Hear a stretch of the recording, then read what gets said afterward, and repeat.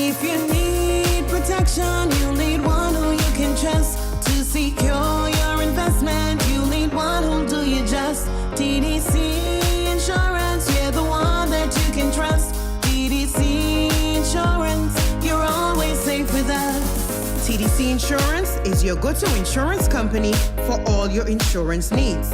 We take pride in offering you the best solutions and ensuring our customers are fully satisfied. TDC Insurance, we take good care of you, guaranteeing you peace of mind. You're always safe with us. Maybe it's the way the brilliant gold liquid reflects our sunshine, or how the bright blue of its label mirrors the clear Caribbean skies overhead. Maybe it's the fresh, crisp taste of this beastly cold beer on a scorching hot day. Maybe it's even the way it brings us all together. But one thing is for sure, Carib is very much a part of who we are wherever we're from in the Caribbean. Carib, it's the way we play. Drink responsibly. People make the world go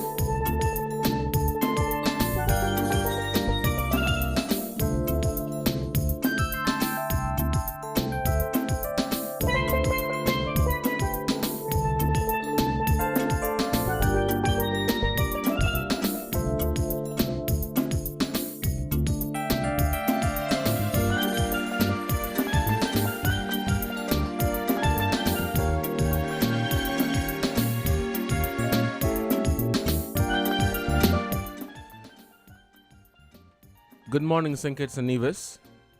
You're listening to WINNFM 98.9. This is another edition of Inside the News for Saturday, May 13, 2023. I'm Devon Cornelius, and thank you so much for joining the program for today.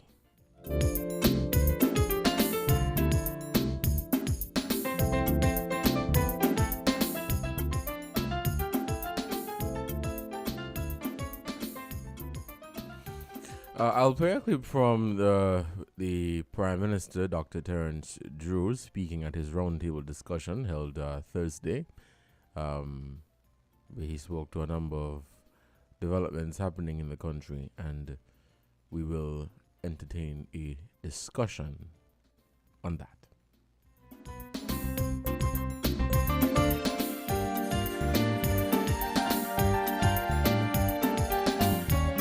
In this hour round table. I think this is our third one where I sit down with members of the media and have a dialogue where we can really touch on pertinent issues affecting the Federation and affecting our people. Before I get into it, and I'll give you the opportunity to ask your questions and to have a dialogue, I want to just speak to the issue for which I recently traveled for, and that is the coronation of the King of England, King Charles III. We received, of course, an invitation where we took a delegation that was made up of primarily myself, the Foreign Minister, the Honorable Dr. Denzel Douglas, also the Premier of Nevis, and we also had the Governor General and the Deputy Governor General, who also joined us. along with PS from my office and also someone from the Office of Foreign Affairs, and we also met our High Commissioner in London and other nationals who are there, other persons from the Office of the High Commissioner. And so we participated in the events. We actually had some activities to the coronation. We actually had the coronation, then after that, there was the super concert. So I would say that the event was well planned, well executed, and well organized. And so I think that we were able to take advantage of the opportunities that the trip provided. For example, we were able to meet with the UK Caribbean Forum. We were able also to have Commonwealth meeting. We're also able to meet different ministers of government, members of cabinet. For example, the development minister, minister of foreign affairs, minister who deals with CARICOM and so forth, for foreign service, but specifically to the Commonwealth, And we were able to discuss with the Minister of Science, and these different ministers, who they call secretaries, we were able to have meaningful discussion, which I will develop further, and I'm sure you will ask about. So when the question was asked, why is it we took that delegation, I think as we discuss, we will see why a trip like this would have been extremely beneficial outside of just going for the coronation. Let me say that there are many countries that were well represented there, and people took the opportunity to form bonds, to have discussions, to pursue relationships that would result in tangible benefits for our peoples wherever we are found. The Commonwealth, I think, has a great opportunity to reestablish itself as a conglomerate of nations with a significant amount of international influence. I think it gave the opportunity for that renewed setting or the resetting of Commonwealth on the global scene. And so I hope that that opportunity will be taken. I would also say that St. Kitts and Nevis is poised, of course, to continue to collaborate with all these countries. St. Kitts and Nevis has enjoyed, to some extent, a good relationship with the UK, and we seek to strengthen that relationship. We seek to strengthen our operations within the Commonwealth, as it provides a great deal of opportunity. There were 2 other countries that were added to the Commonwealth, and it shows that the Commonwealth is really seen by others as an opportunity to participate in a body that can really bring benefits to all. And so that was a very, very interesting aspect of it. I was able to go to the Commonwealth Secretariat and meet the SG and so forth, where we had meaningful discussion. So I had the opportunity to meet King Charles. We had lunch.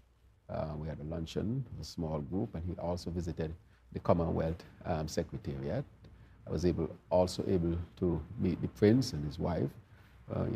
We did meet, exchange words. We talked a little cricket, a little football here and there.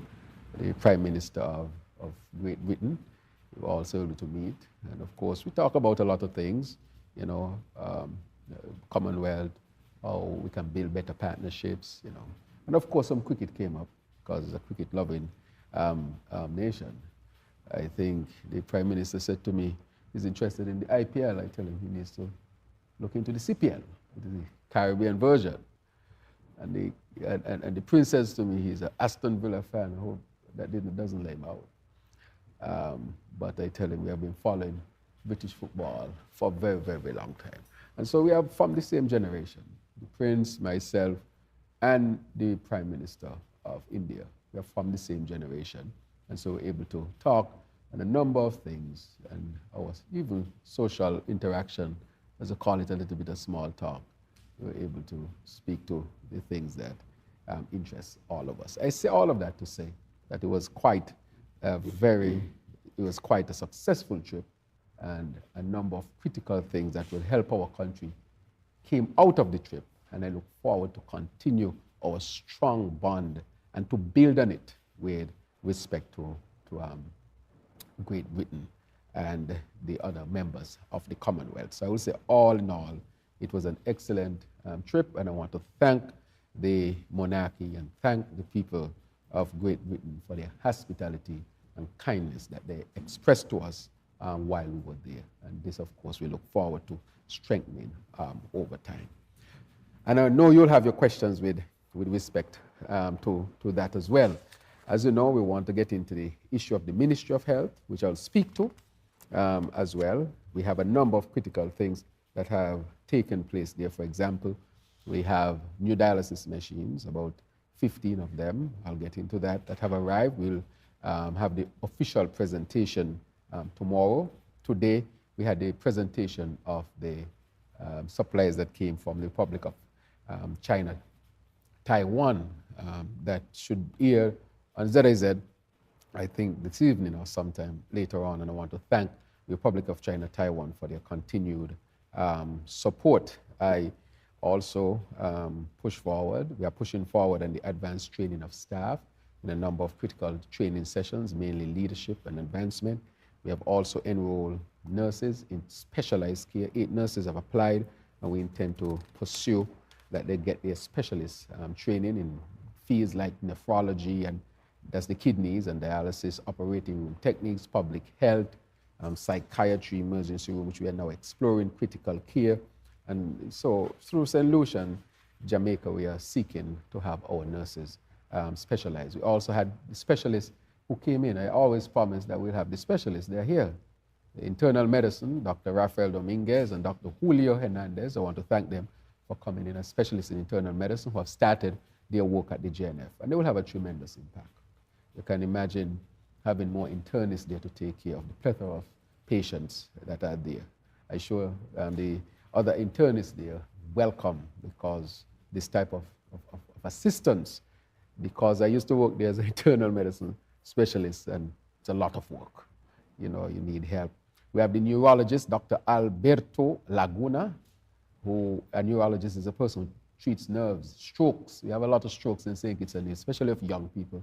And I could not allow our people to continue to not be treated by specialists by a specialist in neurology, which will give them the best opportunity of recovery and so forth. But I still want to stress that prevention is still the best route to go.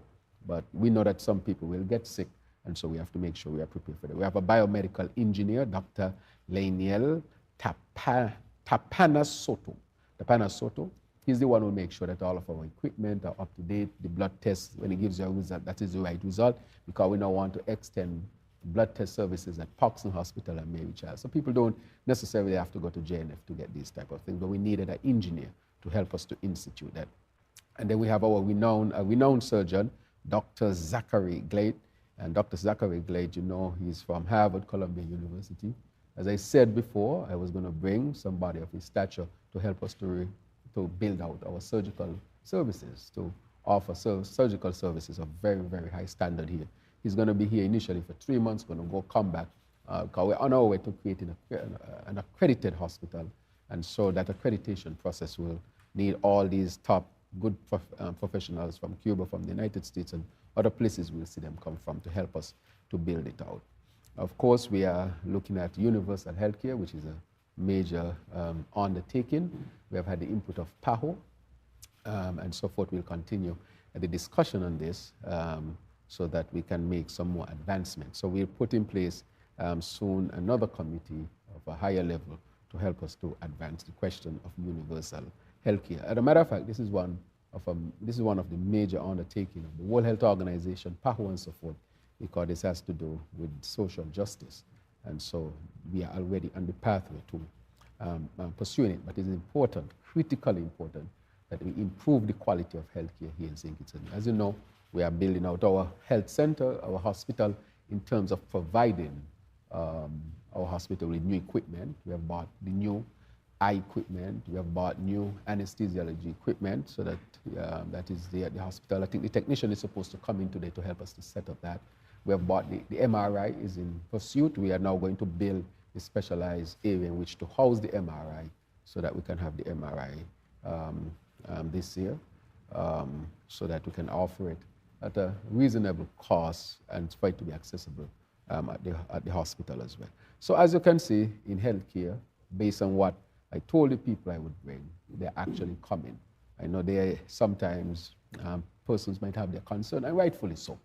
But I would say that through the process of renewal and implementation, you'll have some little glitches here and there, which I admit will take place. We are all human beings, these are human systems. But nonetheless, I want our people to see the continued progress towards creating a top-class health system here. And the last thing I'll touch on health is that we are finally, the cable has won the bid to build out our healthcare system with fiber optic cables. We are going to connect all the health institutions, that's the 3 hospitals plus the health centers, and we want our private partners like private doctors, pharmacies, and so forth to also connect. So example, Cornelius, if you go to the doctor in Sandy Point and you come to the pharmacy in town, they can actually be able to just type in and see what medication you had. Because people in St. Kitts still say red tablet, white tablet, and you have a whole lot of them. That can sometimes affect quality of care. So that is going to be delivered, I think, early next year, by the end of this year, but they would start to allow the fiber optic network so that we can institute the health records. So it's amazing how we are accomplishing these things in such a short time. And then lastly, the hospital. We are in the process now of finalizing the financing for it. But what I want is by the time we move into the new hospital, that we would be an accredited hospital. So we go over there and we have a quality of building and structure and equipment, but also quality service. Quality service is critical, and that is why we want to professionalize the nursing services more, send nurses to get specialty training and to have more doctors with specialty. We have a number of doctors here. We will also want to get specialty training. So we are building out the healthcare system so that we can bring patients from Stacia, Sabre, St. Martin, all those around can come sit St. Kitts as a hub for improved medical care, and we are heading towards that at this point in time. Of course, the issue has been a little talk about housing, but I want to say here from the out front that we had promised that we'll build a significant amount of houses. We intend to do that. We have started a serious process in doing that. Housing has been on the minds of our people. They have always asked for the opportunity to own homes, and therefore we are pursuing multiple pathways of building sufficient homes for our people here in St. Kitts and Nevis. And so that is a way in which people can build wealth. Wealth building is critical for us as well. This is a critical way of people being able to own property and real estate in the country in which they were born. I told the people on the platform, I was not so interested in prisons. I am interested in homes, hospitals, schools, education. And that is exactly what we're doing. New hospital, New Bastia High School, the Spectrum Center. We are building out those, expansion of the college, making the college free. Student loans decreased to 5% of new loans, and we are going to do existing loans as well, so that those who are paying $1,500 might get their payment down to $800 and have a little extra money to invest in a home, a business. We said these things, and we are serious. We are going to help our people to build wealth and to become well educated. I want to think it to become the most educated country in this part of the world. Whether we're going to be competing with America, Canada, wherever, I want our people to go to college and to go to universities with as little restraint as possible. That is the way we will survive in the 21st century, getting our people healthy and well educated and well adjusted as well. And so that is the basis for the housing has multiple fronts, of course, to provide housing, which is a human need and part of the Sustainable Development Goals, but we also give people the opportunity to build wealth and to own property and real estate and have a real stake in the country in which they were born. And the front of national security, as you know, there are still some challenges that we are working through. They have launched Operation Reassurance. Some, of course, success have been seen. There are still some issues that have to be resolved. I'm happy with where the new commission is going. We have now coming down to launch a few extra programs within the national security apparatus. And as you know, I am the lead spokesman on healthcare for both the OECS, CARICOM, and also a leading spokesman for CELAC, and a leading spokesman and the World Health Organization from PAHO from this region. And one of the things, apart from national health insurance or universal health care, which I prefer to call it, is that we are looking at dealing with violence as a public health issue. There's evidence-based medicine. Dr. Isabel Williams has been an expert on this, and we are going to put our task force in place. We are going to lead the Caribbean when it comes to this, because we have the experts here, and that gives us a great opportunity of implementing this type of program. And so we are getting ready to launch the task force that will help to implement this type of program with the help, of course, from all the partners that would be involved. So I would say those are some of the main things that we want to discuss today, and I'm open to any questions, especially on these, so that we can have some more information given with respect to them. So I turn it over to you. Thank you very much. Found the sound 98.9 FM. People make the world go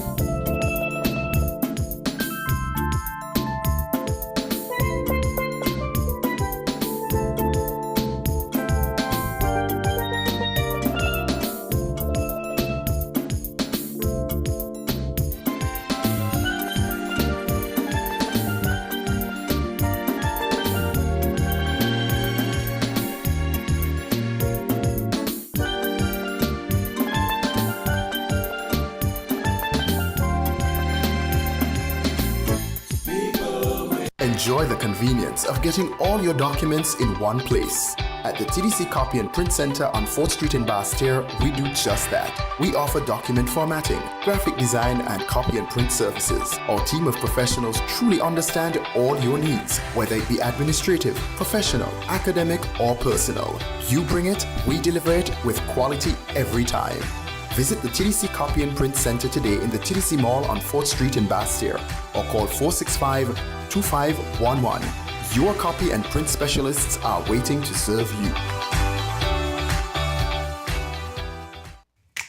Maybe it's the way the brilliant gold liquid reflects our sunshine, or how the bright blue of its label mirrors the clear Caribbean skies overhead. Maybe it's the fresh, crisp taste of this beastly cold beer on a scorching hot day. Maybe it's even the way it brings us all together. But one thing is for sure, Carib is very much a part of who we are wherever we're from in the Caribbean. Carib, it's the way we play. Drink responsibly. People make the world go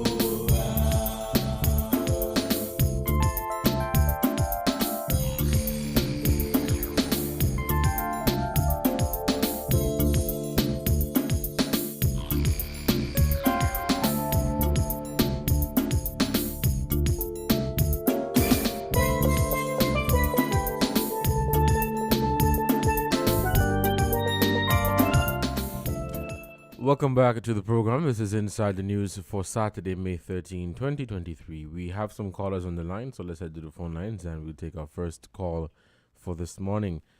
Caller, you're on the air. Good morning. Greetings. Yes. Thanks for taking our call, and thanks for the information flow so far. During the Honorable Prime Minister's recent roundtable talk, a question was posed to him concerning reparation. And he said he preferred to take it to the level of reparatory justice. And we agree with him. And first thing to tackle when we go there is the crime against humanity, or enslavement and all that goes along with it. Up to the time, that case haven't reached The Hague, nor nowhere else. although we are asking for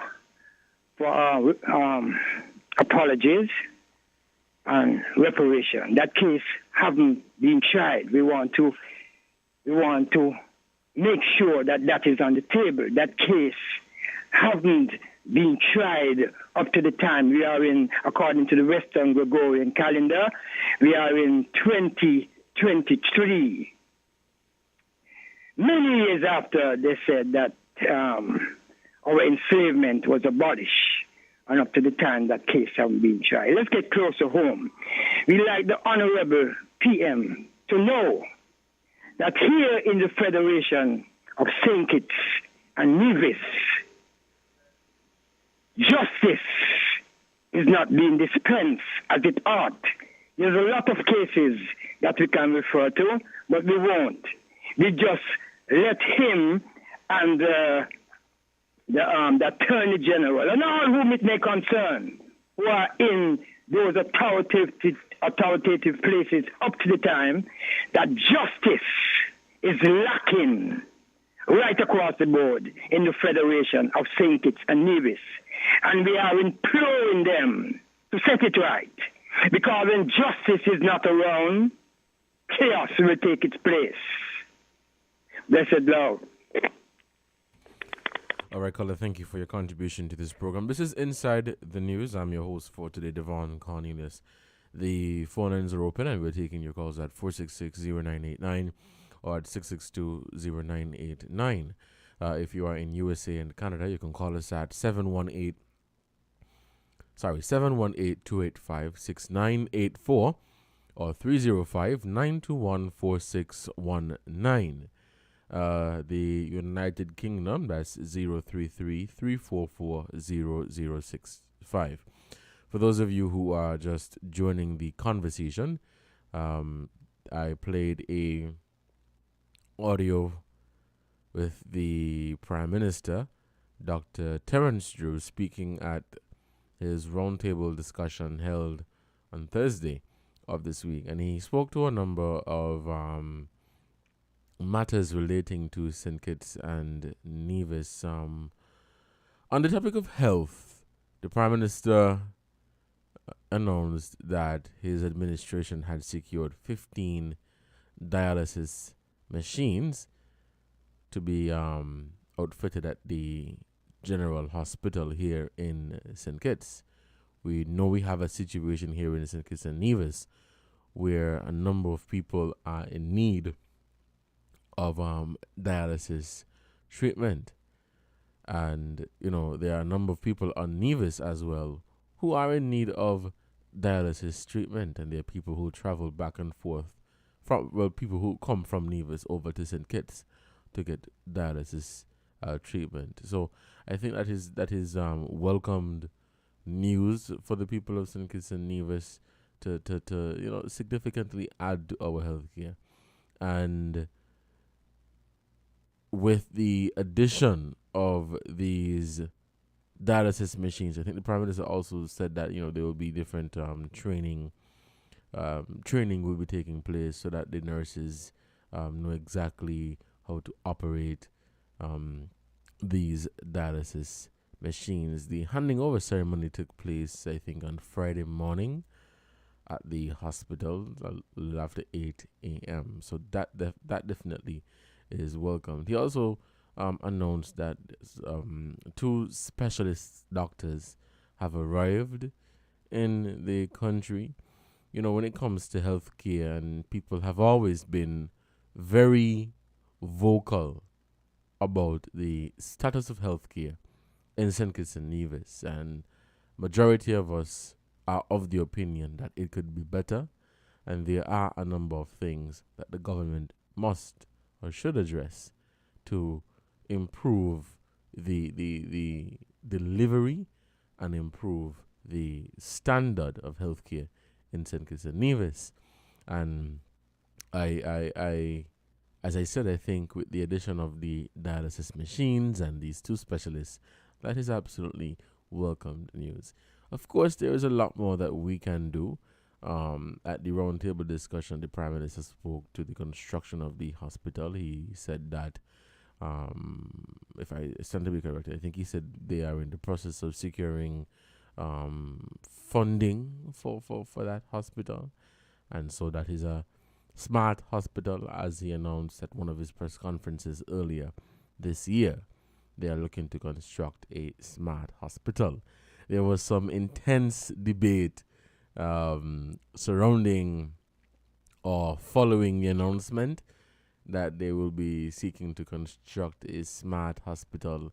And, people were of the view that they should first address the issues at the present hospital before you go to address the issues, before you go to construct a new hospital. And were of the opinion as well that the construction of a new hospital may not necessarily be the answer to all of the issues that we face in healthcare. With that, though, the Prime Minister said that if they were to attempt to conduct repairs at the existing facility, it may cost them more than the construction of a brand new hospital. And so that is one of the reasons why they have taken the decision to construct a new hospital. It is 11:37. The phone lines are open. We'll head back to the phone lines and we'll hear from you, the callers. Let's take this call. Hello, caller. You're on the air. Good morning. Hey, good morning, Devon. Good morning. And how are you today? I am fantastic. What about you? Oh, I'm fine, and I want to send my Mother's Day greeting before I start my discourse. Let me start with your mother. Happy Mother's Day, Mrs. Cornelius, right? Good. Happy Mother's Day, Devon's mother, his auntie and sister. Happy Mother's Day to my two daughters, Carol and Aisha Henry, and my daughter-in-law, Alicia Henry. All my nieces and cousins, all by the dozens, to all the members of the Maranatha Church and all who passed through there. Happy Mother's Day to all the women in St. Kitts and Nevis. What would we do without a mother? It's better than the plans for the center, for the house, for the hospital. So I'm encouraging all of us to make an effort to honor your mother in some way. If you don't have any money, anything, pay them a visit, especially the elderly ones. Some of them have not seen you nor heard you. You may be overseas listening to WIN FM. You may call 1869 and you know your mother's house number. Please make an effort. Otherwise, don't come when they're dead to bow down the cemeteries, and please. Tomorrow will be a good day to demonstrate some love for your mother. So that's a message to my children too, eh? Now, well, I must commend the Prime Minister for his talk about the acquisition of instruments and stuff for the hospital. But what is missing in the whole scenario is the national insurance. I don't know if you know, what I call it when you go to clean your kidneys. I think it was $800. I don't know if they carry it back up. It used to be $800 every time you go on the machine to clean your blood. I think under Dr. Harris. For the dialysis machines? Right. Oh, okay. And it's usually 3 times a week, eh? And I think Dr. Harris had said, you pay half. I don't know if that is still on, eh? But whether you're rich or you're poor, 3 times on the machine a week, 8 3 are 24. And if you have insurance, of course, the insurance will cover some. But poor people have the choice of dying or going on dialysis. It's a choice or not. You either have it, you either could afford it or you're going to die. Because there's no free dialysis treatment. The same with the oncology, nothing named free. And the solution to that is available because there's no further need to be spinning around because the national insurance scheme, the matter was completed, PAHO, University of West Indies, everybody. It's a matter of determining the premiums that are to be paid. And the quicker you do it is the better.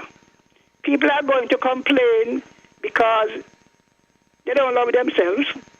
Imagine you work in 30, 40s and you don't even have medical insurance for yourself. There are people like that. People on the government insurance never bought one for themselves or their family. So they're going to ball. But if they see the benefits, the doctor says you have kidney failure, you have to do your whatever.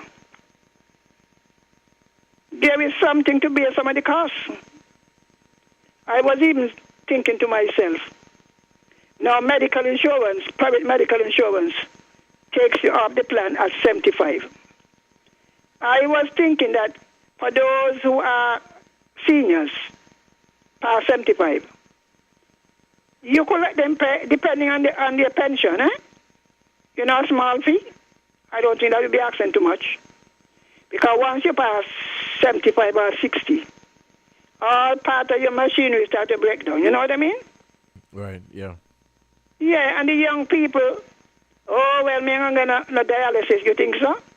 A lot of the patients are young people. Young.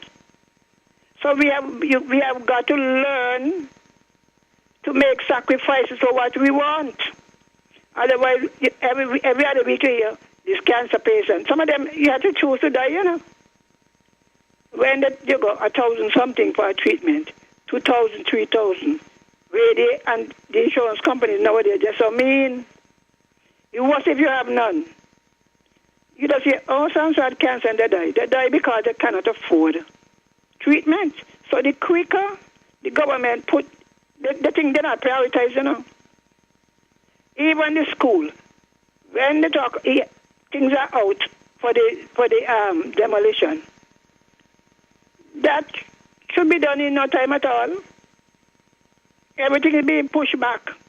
Whatever they think could get them votes is what they're pushing in front. That is it, as simple as that. Whatever is being pushed now is what they think would win them back some votes.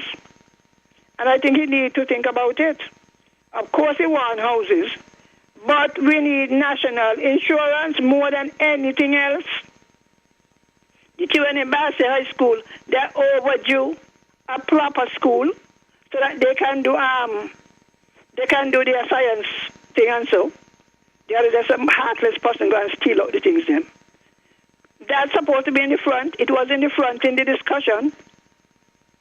At the end of my term and so. How many children will have passed your Basse High School? How many batches? Every year new batch go in, and you look at the results. All right. Look at the results.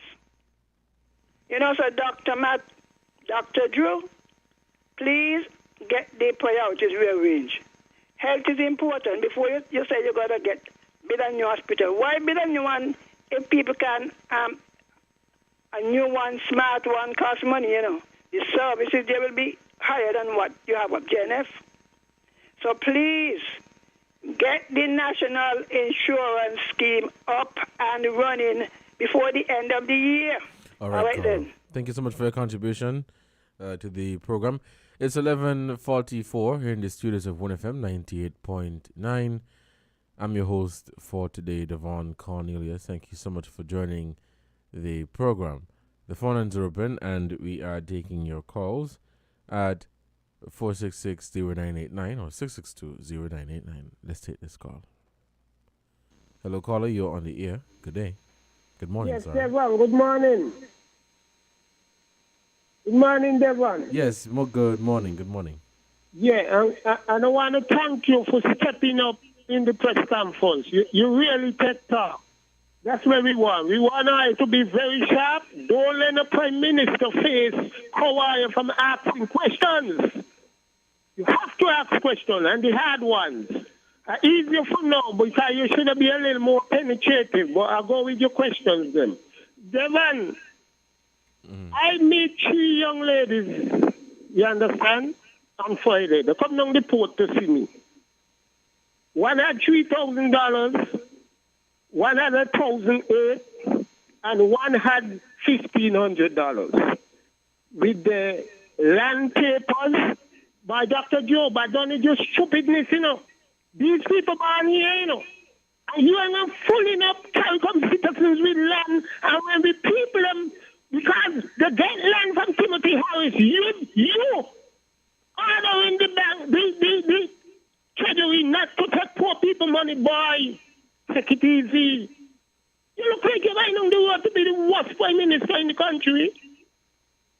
I mean, when the lady showed me she land for $29,000, she almost pay off the man. And when she went there to pay she money, they're telling her, oh, hold on, go see some woman from Care. I done it all stupidness, you know. These people born here, you know, and we're not going to sit down and watch people get land and genuine citizens who born here. Here and work hard in them cane field. Smell the dust. Can you get piece of this soil, you know? It's going to be a problem, you know, and I'm warning you, you know, boy. I'm vexed about it, you know, that one. Anyway, I want to thank all the mothers, them. I want to wish them well for Mother's Day. All over the world. All mothers. And as Sylvine said, some don't see that one for years. And if you call them. And let them know how much you love them. Them on. These are the questions I want to ask. I want to ask the traveler. Because look like when they go in this office, they feel like Iron Board is the one to go. I'm the one that don't care about people back here. They got a handful with me, you know. So if I could bring Iron Max, man, I bring them, you know, because I'm the one to. I born here. They want to have a good day and a good weekend. You too, and enjoy the rest of your weekend. And yes, I want to join the callers in wishing a happy Mother's Day to all the mothers out there tomorrow as Sunday, May 14. It's 11:47 here in the studios of WINNFM 98.9, and you're listening to Inside the News for Saturday, May 13, 2023. I'm Devon Cornelius. The phone lines are open, and we're taking your calls at 466-0989 or at 662-0989. For the United States and Canada, you can call us at 718-285-6984 or 305-921-4619. And if you are in the United Kingdom, call us at 033-344-0065. That's 033-344-0065. Inside the news for May 13th, 2023. We are also live on our social media platforms. Check us out on Facebook as well as our YouTube page, Twitter, and Twitch. Let's head back to the phone lines. The caller, you're on the air.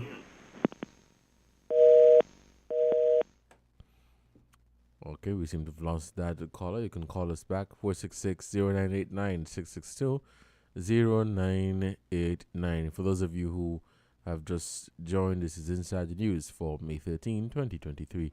Let's head back to the phone lines. Caller, you're on the air. Hi, Devon. Good afternoon. Good. I think it's still morning, but okay. Oh, yes. It's a couple minutes to 12, yeah. Yes. I also want to take this opportunity to wish all the mothers in the Federation happy Mother's Day when it comes tomorrow. I was listening when Miss Anu was making the point, and when she was, especially with the cancer sickness, right? I think she said that if you don't have enough funds or insurance and this kind of stuff, you know, you would die from cancer. Am I right? But she didn't say exactly that. I think she was making the point that if you don't have enough money, then you would have to choose to, you know, take that route. I think that's what she said. But she can always come back to correct herself. Or to correct us, sorry. Yeah, but the thing about it, right, sometimes you have money. Sometimes people have money and they still die from cancer. Because I know a lot of people who have money and they still die from cancer. Money couldn't save them. So sometimes it's not all about money, you understand? Mm-hmm. Because money is money. But when you see a sickness reach to a point, don't matter how much money you have, it can't save you. Yes, I agree to an extent with her when she said something you got to choose that route, you know, because, you know, when you cannot afford certain things. I agree. But also, in the same breath, you have a lot of people who have money and who are wealthy and who could afford it. But yet still the money can't save them. That's my contribution. Thank you, caller, so much for your contribution to this program. 10 minutes to the 12 o'clock hour where we break for the midday news. This is Inside the News. I'm your host for today, Devon Cornelius. Those of you just joining, I had played an audio from the Prime Minister speaking on a number of matters here in St. Kitts and Nevis. One being healthcare, national health insurance. Where are we with that? What is the status of the national health care insurance? I recall the Prime Minister throughout the campaign was very passionate about, people in St. Kitts and Nevis not wanting to see them have to do bake sales and breakfasts and these things to raise funds to get the health care that they need. And so my follow-up question would be, what is the status of the national health care insurance? Let's head back to the phone lines. Hello, caller. You are on the air. Yes, Devon, I'm back again. Good morning, Rockcliffe. Sometimes people have money, and when they calculate that the doctors, them going to eat off all their shoes, because they want to leave a heritage for their children. That's an option too, That is an option. You think the man Job for Apple didn't calculate it? Or some of them, like the story in the Bible said when the woman with issue of blood had spent all and she had nothing else to give, she was no better. And thank God for Jesus. Good morning, Journey. Thank God for Jesus. She touched him and was made whole. Now I want to address the reparation. Now I listened to the Prime Minister, and he does not seem too excited about demanding reparation. All he seemed to want is an apology and an apology. And he went on to say he does not have the victim mentality. He is not of a victim mentality, which seemed to suggest that all those who are demanding reparation have a victim mentality. I could be right, I could be wrong. But it sounded bad for a leader of a country that is 98% people of African slave descent. We don't have to pretend that we are victims. It's a fact. That is why our government saddled with so much social safety nets. And for him to say it is discouraging. Oh, well, the carry come up one way. What is your position? All you want is anybody could say, sorry. Any fool could say that. We want more, and the prince is playing smart. Oh, he's going to get access. But I am encouraging all those in our reparation thing. The same way they went to see the King Crown, they must finance, maybe somebody from the archives also, finance a trip to the British Museum's archives to get the information. Because that to me seems an excuse. He's hoping that they're going to take us 25 years. So by the time we reach 100, the research hasn't been done. Dr. Drew needs to give more moral support to the professor from UE. Oh, I am not victim. I am not of a victim mentality.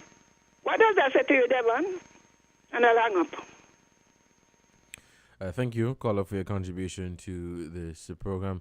11:54, we break at 12 for the midday news, and when we come back, we'll continue the conversation right here on 98.9. I have I've never had a conversation about reparations and the whole slave trade and all of that. I've never had a conversation about it. I must be honest with you guys. To be frank, I've never really been interested in it, and I don't have an opinion. I don't have an opinion. Some may not like that, but I don't have an opinion to share on that. 11:55. The phone lines are open, and we're taking your calls.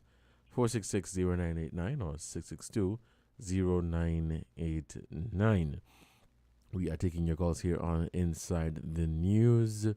On the topic of the well, announcements announcements made by the Prime Minister at his roundtable discussion held on Thursday of this week. The roundtable gives an opportunity for members of the media to ask questions on matters of national importance, and the Prime Minister addressing different areas within the country. Let's head back to the phone lines and we'll take this call.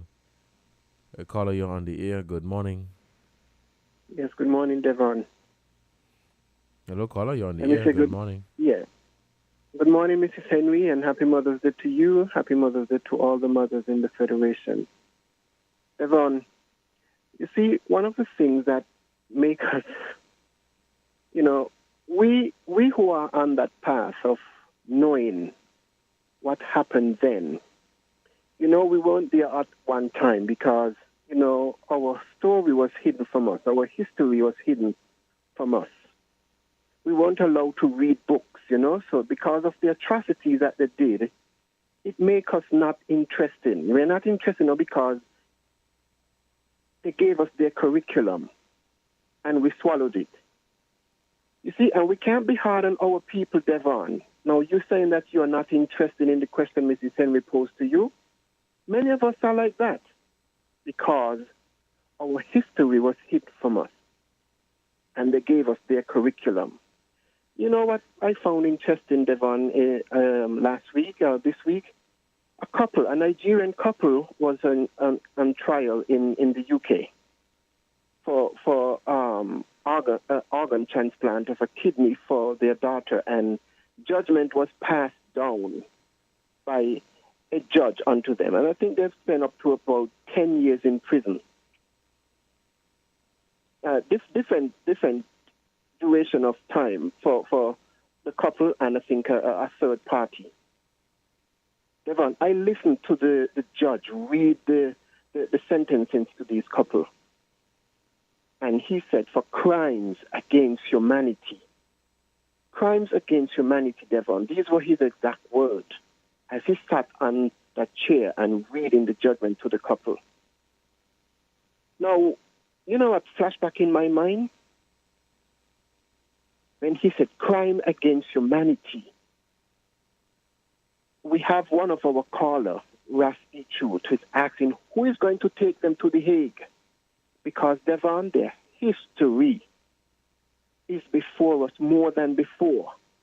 Because the truth cannot be hidden forever. Who is going to take them to The Hague for crime against humanity? And this is why you, with all due respect to you, Devon, and it is your right, but I'm begging you to get to know what happened, Devon. Apply yourself to what they did. And then you would find that you're on a journey, on a path that's going to lead you to who you're supposed to be. Devon, the genocide and the atrocities that they did, and then they appropriate a way of life and impose it upon us. Their way of life has been imposed upon us, Devon, and we swallowed it wholesale. And this is why the younger generation today, they're not interested.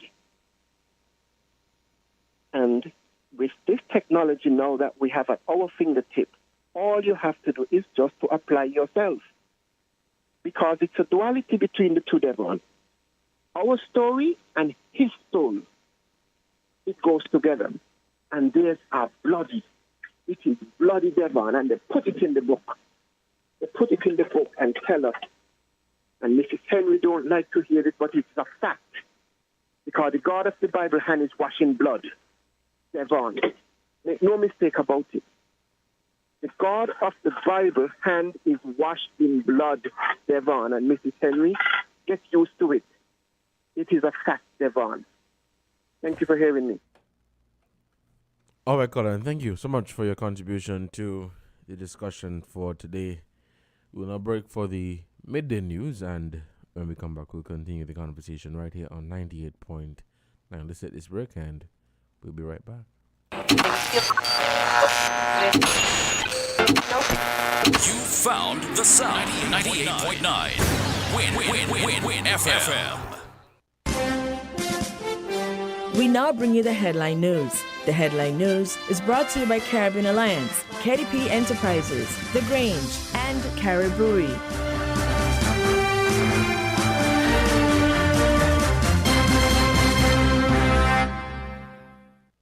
When it comes to the important things in life, your health, your education, your choice of a life partner, and of course your insurance provider, only the best will do. Caribbean Alliance Insurance is the only insurance company in the Eastern Caribbean with an A excellent rating. We have a robust 3-tier reinsurance strategy that protects our policyholders from multiple catastrophes, even if they occur in quick succession. We spread our risks over 18 territories, ensuring minimal impact to individual territories when a disaster strikes. We provide an excellent claims experience. Claim settlement is usually between 24 to 48 hours. Our A excellent rating means that you are more secure with us. Contact us for motor, property, marine, public liability, employer's liability, and other policies. Delisle Walwyn, people you can trust. Local agent for Caribbean Alliance Insurance. Tomorrow secured. Maybe it's the way the brilliant gold liquid reflects our sunshine, or how the bright blue of its label mirrors the clear Caribbean skies overhead. Maybe it's the fresh, crisp taste of this beastly cold beer on a scorching hot day. Maybe it's even the way it brings us all together. But one thing is for sure, Carib is very much a part of who we are wherever we're from in the Caribbean. Carib, it's the way we play. Drink responsibly. Did you know that the Grange Healthcare Facility is the first purpose-built, non-governmental healthcare organization on St. Kitts? It's situated at Otley's, 7 miles east of Basseterre in beautifully landscaped surroundings. The Grange has a team of highly trained professionals and provides care that's rated as being comparable with UK and North American standards. The Grange offers varied accommodations to suit your individual needs, and our all-inclusive packages make the cost of care per hour the most competitive on the island. Services include convalescent care for all ages, daycare facilities for older adults, rehabilitation services, and training and continuing education for healthcare providers. For more information, call 466-5525 or 465-8020. Fax 466-8221 or email thegrangehealth@gmail.com or visit our website at www.grangehealthcarefacility.com. Shipping your cargo shouldn't be a hassle. It can be as easy as a single call to Amerijet International, your worldwide cargo transportation solution. We provide all the services you need to ship your goods anywhere in the world, whether your shipment is fresh, frozen, large or small, alive or hazardous. You can count on Amerijet to deliver it safe and sound. Amerijet International, by land, sea or air, we get it there. For more information, visit us online at www.amerijet.com or call us at KDP Enterprises at 466-9595. With the WINNFM Midday News, I am Kevon Brown. Our top stories: officers speak out on what they describe as moves to frustrate and stifle the Explorers Club program. Bahamas law enforcement says there is a regression in Haitian and Cubans illegally migrating to the country. The Antigua and Barbuda government has revised its compassionate offer for former LIAT workers from 50% down to 32%. Internationally, the Islamabad High Court has granted former Pakistan Prime Minister Imran Khan 2 weeks bail on corruption charges. Now the details.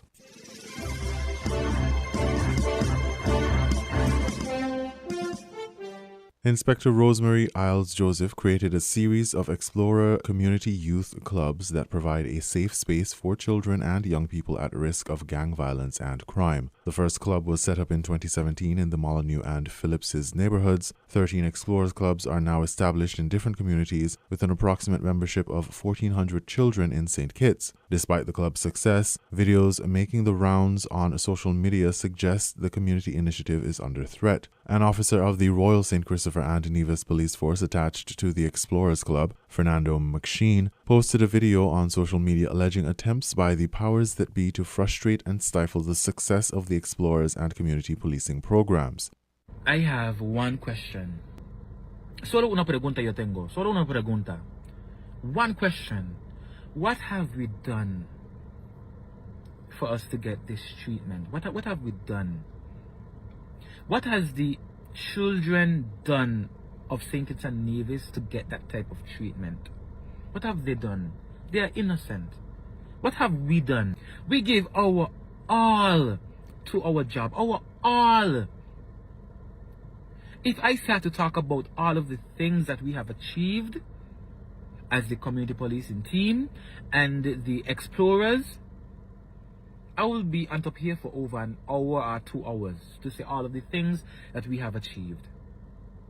Some of us, our relationships and our family are destroyed because all of our attention and focus goes into this work. We start work at 7:30 every morning and we don't finish until 8, 9, 10 o'clock in the night sometimes. The only after that we get is on Sundays, and sometimes on Sundays we still have to work. We have went weeks and weeks and weeks and weeks without getting one off day, one rest day.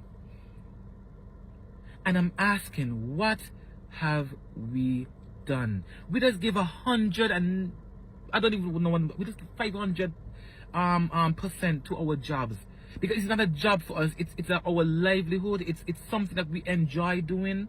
And we like to see that these children, they are on the right path. So it's not about a paycheck. It's not about a job. It's about ensuring that these children are on the right path. So tell me, why are you guys pushing so hard to make people fed up?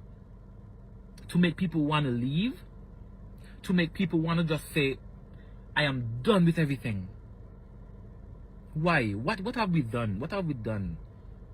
Audio from the creator of the club, Inspector Isles, also made the rounds, where she expressed grievances over the treatment of the officers of the Explorers Club and the children that benefit from the community work the organization does. Good morning, parents. I'm so happy to see that parents are responding. It is unfortunate that most parents are not speaking out, because we started this thing for your children, the betterment of your children. When the school burnt down, I was the one who offered them to use the building, because more than 50% of the children of that school at the time was an Explorer child. And that is why I felt fitting that they should use the building, because majority of the children that was there were Explorers.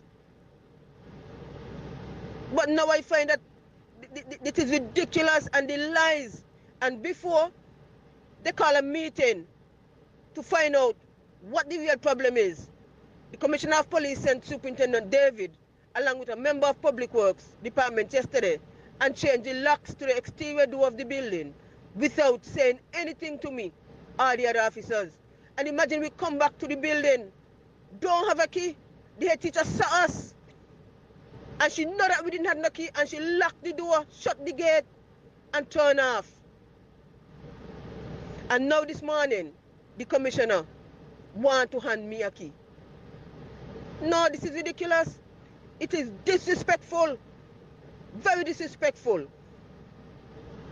In response to the outcry from the officers, the Royal St. Christopher and Nevis Police Force released a statement on May 11 decrying the claims made by officers that there are attempts to frustrate and stifle the work of the club. The statement reads, quote, "The Royal St. Christopher and Nevis Police Force is aware of a ludicrous allegation circulating concerning the status of the Explorers Club. The force staunchly refutes the absurdity and decries the malicious mind responsible for crafting such nonsense. The Royal St. Christopher and Nevis Police Force has most recently launched an overarching organization improvement strategy. The plan is aimed at elevating the standard of policing nationwide. To this end, citizens and residents of St. Kitts and Nevis will readily observe positive changes in the types and styles of the force's community policing operations in the coming months. One such new community community policing initiative that has been in progress for approximately 2 weeks is the distribution of brochures to traffic stops and vehicle checkpoints. The brochures are printed with vital general safety and traffic tips from which everyone can benefit. Thus far, the initiative has been exceptionally well received by the public and hailed as a welcome change in police-civilian relations. Under the leadership of Commissioner of Police James Sutton, community policing and engagement is receiving keen attention as its status is pivotal to the overall success of the force's operations. In order to strengthen law enforcement operations and improve community policing and engagement, all areas of society must be adequately attended to.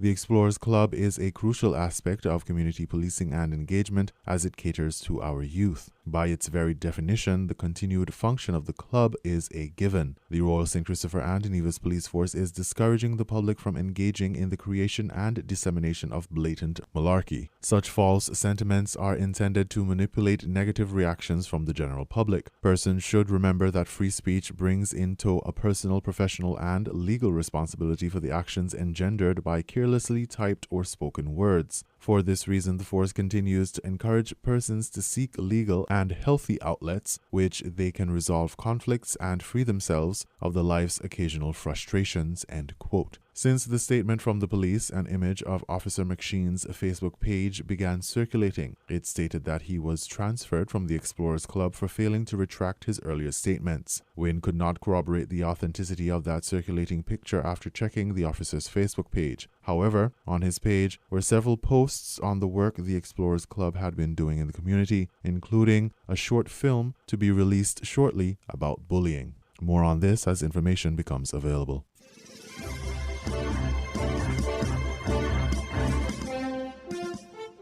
In regional news, Bahamas law enforcement says there is a regression in Haitian and Cubans illegally migrating to the country. Eyewitness News Bahamas has that report. Officials noticing a downward trend in individuals migrating from Haiti and Cuba to the Bahamas. That's according to Royal Bahamas Defense Force Commodore Dr. Raymond King, who says migrants seem to be thinking twice before taking the risky voyage. There's been a regression in terms of migration generally in this area.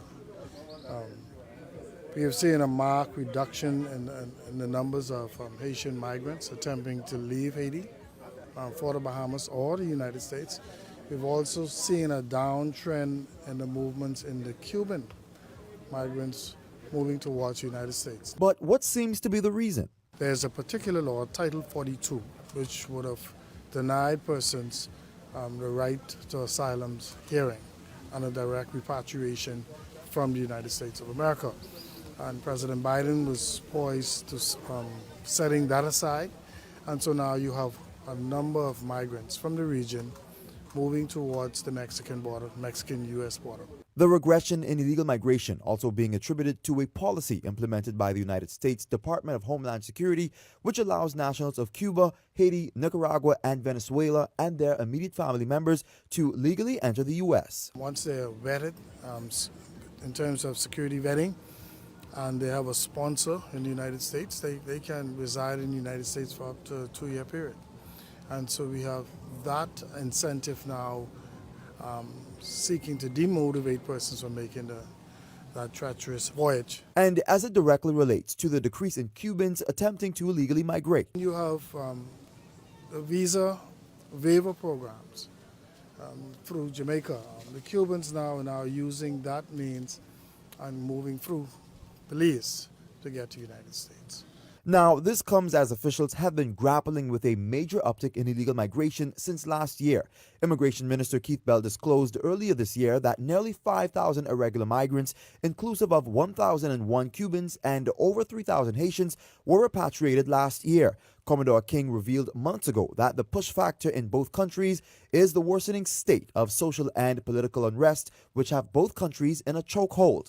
Now, despite the regression, Commodore King maintains that authorities will remain on high alert to deal with those seeking to illegally migrate to country. Jose Etienne, Eyewitness News.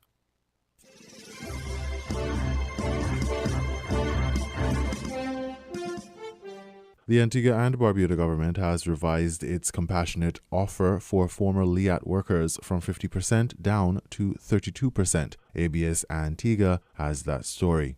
Discussions surrounding the government's compassionate offer to former LIAT workers have often been fraught with several claims and counterclaims. Prime Minister Honorable Gaston Brown insists the government's revised offer to the workers is in line with the shareholding it held in the carrier. We take no responsibility for the delays. We have placed an offer on the table. Initially it was at 50%. We have since reduced it to 32% in keeping with our shareholding. However, we have maintained our position that we have no legal liability to the staff of LIAT, that it will be a compassionate payment to the staff of LIAT, a gratuitous payment, and as soon as the union is ready to accept, then we can have further discussions. We asked the Prime Minister whether the 32% would be comprised of a cash-only payment. We are open, and at 32%, it will be challenging, but a little more manageable. And if they insist that, they want all cash, maybe we may not be able to pay the full amount up front. We could pay it over a period of time. So we're open to negotiations in terms of how we settle the 32%. And let me make the point here too that in as much as we would have extended the option of cash, bonds and land before, we never stated in what combination. We said to them that we're open to negotiations with the union to determine what percentage of cash, or what amount of land, or if they said cash and bonds only, fine. Or if they said cash and land only, we said to them that we're flexible. Prime Minister Brown says even this reduced compassionate offer amounts to more than what Barbados will be paying out, though the government in Bridgetown held more than 50% of the stake in the airline. The head of government also questions why the Antigua and Barbuda Workers Union, the ABWU, has contrasting responses to similar comments from his government and the Mia Mottley administration that there is no legal obligation to the former LIAT workers. I find it quite astonishing that the Antigua Workers Union has not said anything about that statement coming from the government of Barbados, which controlled up to 52% of the shares of LIAT. But on the other hand, they continue to make a lot of noise, and I emphasize the word noise, in the domestic space to suggest that the Antigua government, as a 32% shareholder, should cover 100% of the severance payment. Meanwhile, the Prime Minister has this message for the union. If they wish to meet with us on the different circumstances in which we can discuss a 32% settlement, we are able to meet. If they're not willing to do so and they continue to make their unreasonable demands, then evidently we'll not entertain them.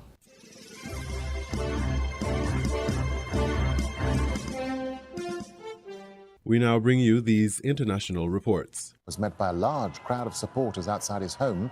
On Thursday, the Supreme Court ruled his arrest this week was unlawful. Osama bin Javed reports in the capital, Islamabad. The Islamabad High Court has granted Imran Khan unprecedented relief. Multiple benches have ordered the police not to arrest him, not just in this most recent corruption case, but even charges he doesn't know about. The former Prime Minister denies the courts are doing him any favors. Relief? Relief? I am at the High Court and they had no reason to arrest me. I was abducted. This is the law of the jungle. It feels like martial law has been declared. Angry supporters ransacked army property when Khan was arrested. Since he was removed by Parliament in a vote of no confidence last year, Khan has challenged the military's role in politics and accused a senior intelligence officer of being involved in what he called an assassination attempt. Opponents say Khan is attacking the same people who brought him to power. It's not the security agency, it's one man, the army chief. There's no democracy in that, in the army. The army is getting maligned by what is happening right now. The cabinet held an emergency meeting and accused the judiciary of double standards. The court is an iron wall to protect Imran Khan. There is no precedent for this, not just in Pakistan but anywhere in the world. While baseless cases are being formed against us, the courts were blocking investigations into Khan's corruption. The alliance of parties that forms the government has blamed Khan for the violence and looting this week, accusing him of calling, planning and carrying out attacks on public facilities. Leaders have lashed out at the courts, specifically the Chief Justice of Pakistan. The ruling alliance has announced a show of force against Pakistan's Supreme Court, which it accuses of showing bias in favor of Imran Khan. And as thousands of political workers from all sides are all set to come to the streets, this season of political uncertainty in Pakistan is far from over. Sama bin Javed, Al Jazeera, Islamabad.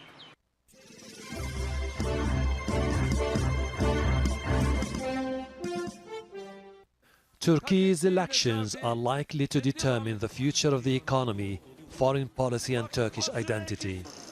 It's a big test for the man who has been in power for more than 2 decades. Critics accuse President Recep Tayyip Erdogan of forging ties with autocrats and undermining Turkey's long-standing military and diplomatic relations with NATO, the European Union and the United States.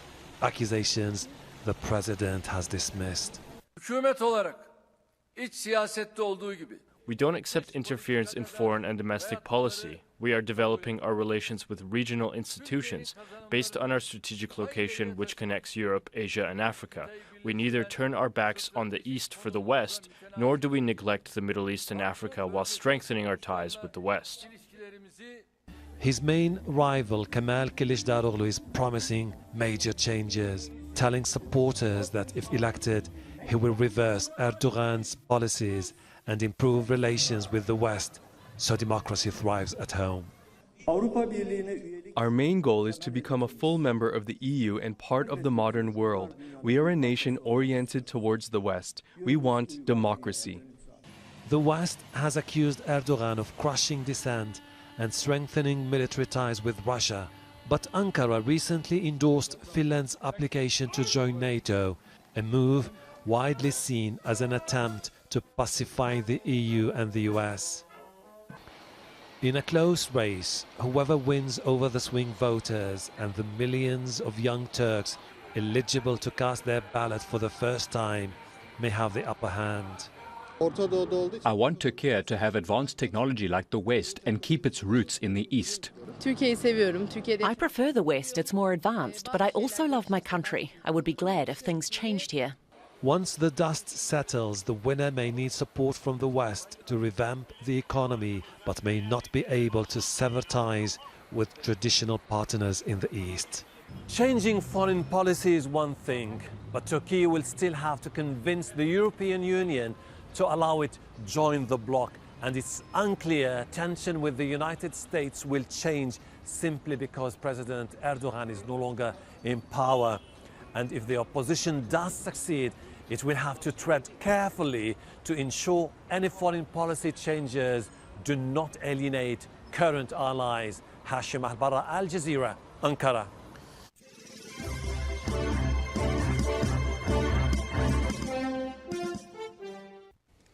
Right, let's return now to developments at Twitter. Elon Musk has named the advertising executive Linda Yaccarino as the new CEO of the company. She's expected to start work in 6 weeks. She's been the head of advertising sales at the media giant NBC Universal. So what does all this mean? We can speak to Tiffany Shu, technology reporter at the New York Times. Thank you very much for coming on the programme. Of course, thanks for having me. So what do you make of this appointment? It's somehow stunning and also not stunning. She is a powerhouse in the industry, and she, I've heard, has been angling for this kind of a role for quite some time. And what kind of benefit will she bring to Twitter? What kind of benefits won't she bring? She is known as a convener. She's very good at developing relationships. She's very good at connecting people in a way that doesn't promote conflict. She is a pro in the advertising industry. Everyone respects her. She's widely beloved. The hope is that she is able to pull Twitter out of really the wreck that it's become in terms of advertising revenue. And that's clearly her area of expertise, and making the company profitable pretty high up on Elon Musk's to-do list. Yeah, it's been surprising because it seems that in choosing Linda, Elon's decision is to not focus on social media expertise. It's to focus on the money, on the advertisers. And for years, this is a man who's had a very touchy relationship with Madison Avenue. He said before that he doesn't like advertising and that he doesn't think it's necessary, but it seems that he's now changed his tune. That's interesting, isn't it? And of course, we should say he's not leaving the company. He's still staying on. And of course, he still has that Twitter account of his own. So we're still going to be hearing a lot from him. So many of the people I've talked to in the advertising industry have said that Linda will do a fantastic job, assuming that Elon stays out of her way and that she can convince him to maybe tweet somewhat less than he usually does. And what about the impact on the other businesses? Because he has several, and shareholders of those other businesses have been calling for a while, saying, hey, listen, you need to focus your attention on these other businesses too. The word has been that Elon's interest in Twitter has been waning for quite some time, that he maybe wasn't expecting Twitter to be such a complicated business. I had one source tell me that Twitter is nearly an impossible business to run. And so it makes sense that he'd be willing to relinquish some control to Linda. This is a field that she's used to. She's obviously a very capable operator. And it wouldn't be surprising if Elon says, you know what, I don't want to deal with this anymore. Have at it. That is interesting. Right, we will wait to see what happens on that, and we'll see if your prediction comes true. Tiffany Shue.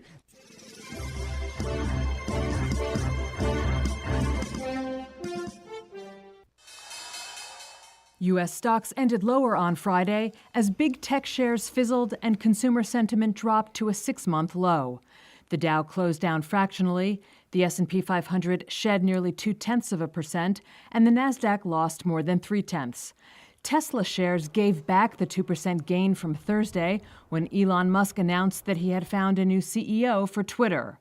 Friday, he named former NBC Universal Advertising chief Linda Yaccarino to the top spot.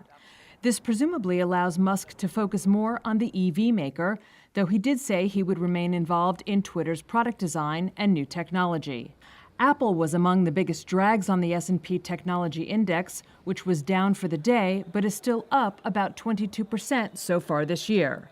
May consumer sentiment dropped to its lowest since November, as a standoff to lift the federal government's borrowing cap raised worries about the economic outlook. Investors are also concerned that the Federal Reserve's aggressive interest rate hikes could push the economy into recession. Mike Muscio, president of FBB Capital Partners, says that investors shouldn't be too quick to hope for rate cuts either, something the market has priced in to occur by September. I think the September cut scenario is predicated on the economy materially deteriorating between now and then. So I'm not sure we should be rooting for that. Market participants seem to be eager to price in when the cut is going to come. But we keep in mind that if they are cutting, they're seeing something underneath the hood that doesn't seem to be able to, the engine's not running A-OK. And that's not necessarily a great thing for the economy or for markets. Among gainers, First Solar shares jumped 26%, after the solar panel maker acquired Sweden's thin-film solar cell technology firm Evolar AB. And News Corp shares soared 8% after the media giant beat Wall Street estimates for its third quarter profit.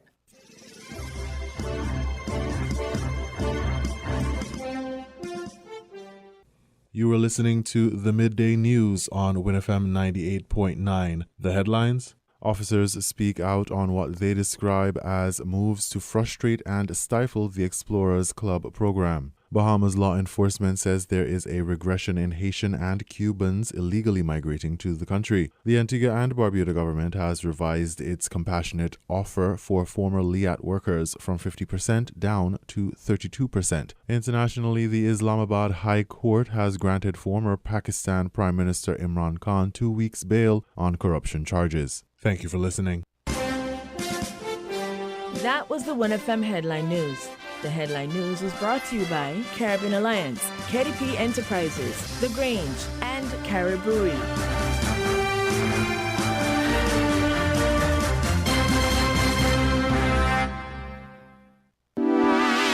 Shipping your cargo shouldn't be a hassle. It can be as easy as a single call to Amerijet International, your worldwide cargo transportation solution.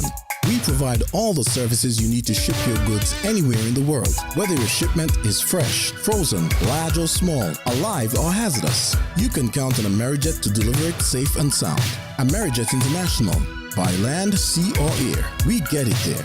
For more information, visit us online at www.amerijet.com or call us at KDP Enterprises at 466-9595.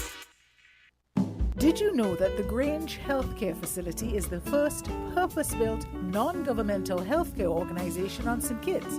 It's situated at Otley's, 7 miles east of Basseterre in beautifully landscaped surroundings. The Grange has a team of highly trained professionals and provides care that's rated as being comparable with UK and North American standards. The Grange offers varied accommodations to suit your individual needs, and our all-inclusive packages make the cost of care per hour the most competitive on the island. Services include convalescent care for all ages, daycare facilities for older adults, rehabilitation services, and training and continuing education for healthcare providers.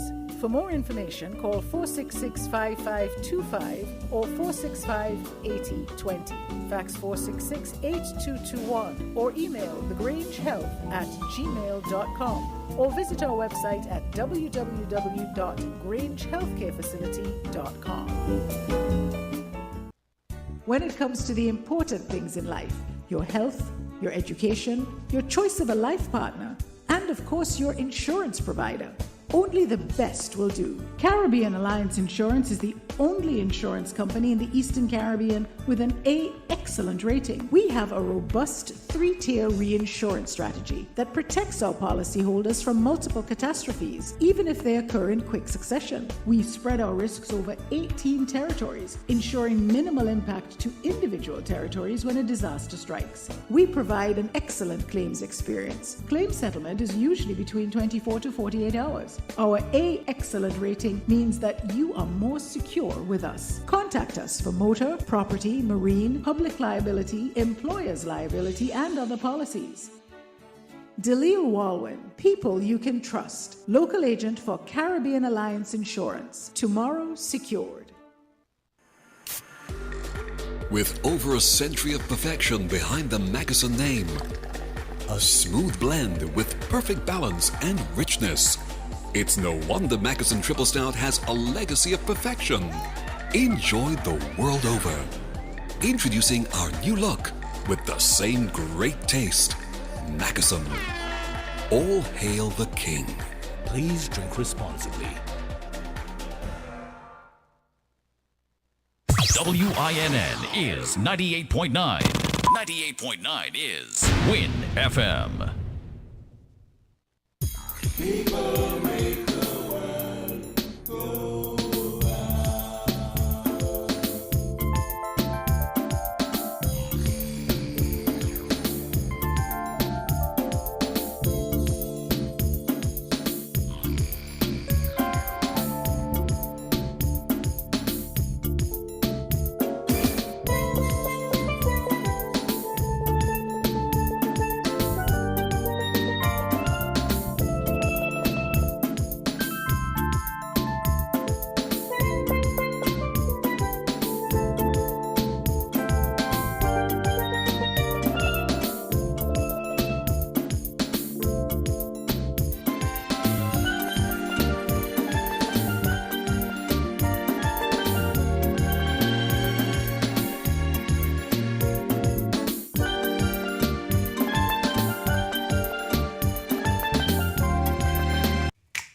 Maybe it's the way the brilliant gold liquid reflects our sunshine, or how the bright blue of its label mirrors the clear Caribbean skies overhead.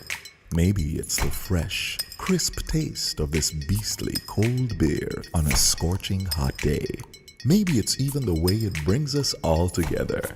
But one thing is for sure, Carib is very much a part of who we are wherever we're from in the Caribbean. Carib. It's the way we play. Drink responsibly.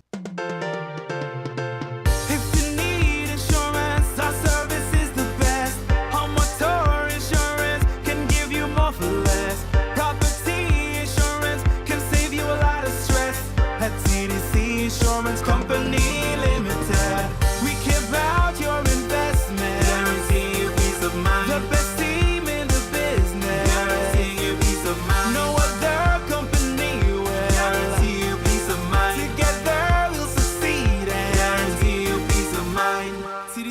Insurance Company Limited, where you get more coverage for less. People make the world go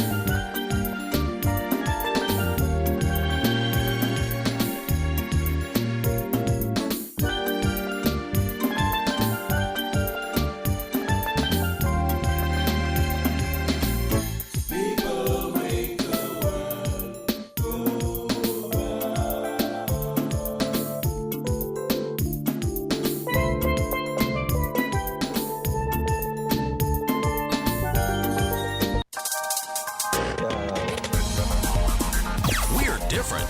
We're 98.9. 98.9. Win FM. People make the world go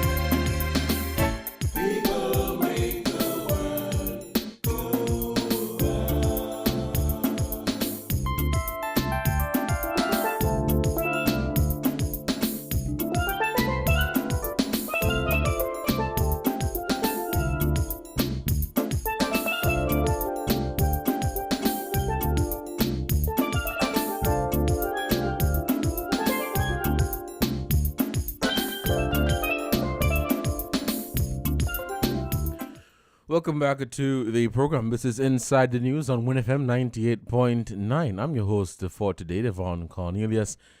The phone lines are open. Let's head back to the phone lines and we'll take some more calls. Caller, good afternoon. You seem to have lost that caller. Call us at 466-0989, 662-0989.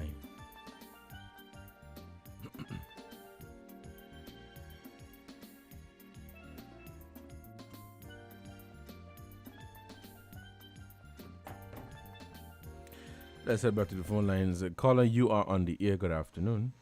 Hey, good afternoon again, Devon. You finished swallowing? I was drinking some water. Why are you please to go and give Devon something, see? Keep his energy up. I heard you getting a bit agitated the other day. I said, well, maybe you need to take a vacation. These things weigh down after a while, eh? That is for WINNFM. Like Devon take his holidays. Now let me deal with this school and the youth, whatever they call them, young explorers. And again, I utter the thing about getting your priorities straight. That school was destroyed by fire, right? And they were afterwards moved to the young explorers building our headquarters. Oh, it was destroyed by fire? Yeah, the Molyneux School, don't forget? Oh, Joshua Obadiah. Yeah, by the Molyneux. Oh, so that's where the Explorers Club used to do the thing. Okay. No, Explorers Club up in Phillips's. Mm-hmm. And then the Molyneux School was in Molyneux. And after the fire, they moved the children to the Explorers Club. Oh, okay. Understand. All right.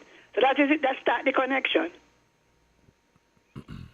I want to know how far ago has the repairs or the renovation reached. I'm talking about setting things in priority, you know. Incidentally or coincidentally, both are in constituency 7. Because everything is politics around here. Everything is politics. The pastor sermon and all nowadays is politics. So, obviously, it seems as though the club and the school was using the same center.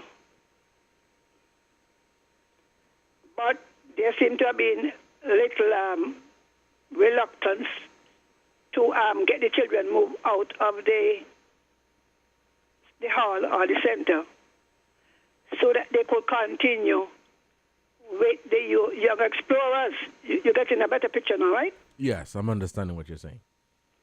So imagine your frustration. No attempt. It's like Bassey High School. They're up in the little wooden houses, them. They don't have this, they don't have that. They become an issue of political debate and discussion and agitation. And after government change, nothing is done. So the government change and constituency out of the loop. And the school is left there. So I'm talking to Dr. Hanley. Dr. Hanley is my good friend. He's my representative.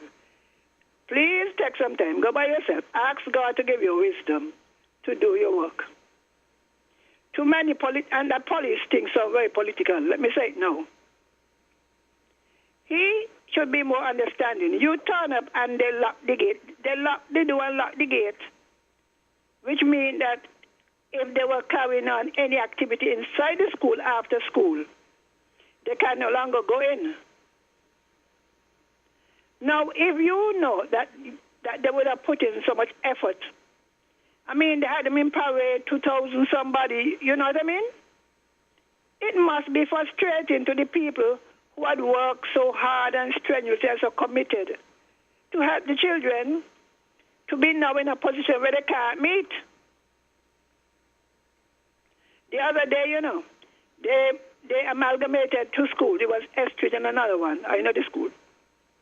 And then they said that they were going to move the children from Cotton Thomas to that school, remember?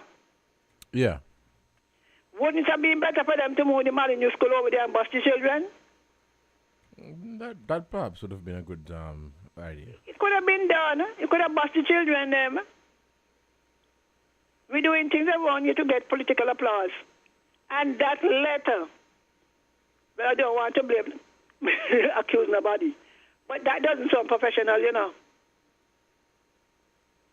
And then because people speak out, so what do we have here? Russia, this is socialism? I mean, the people expressing their frustration. We have done so, I don't know, we get locked out. And as she said, it was only after she made her thing that he offered her a key. What happened to all the time?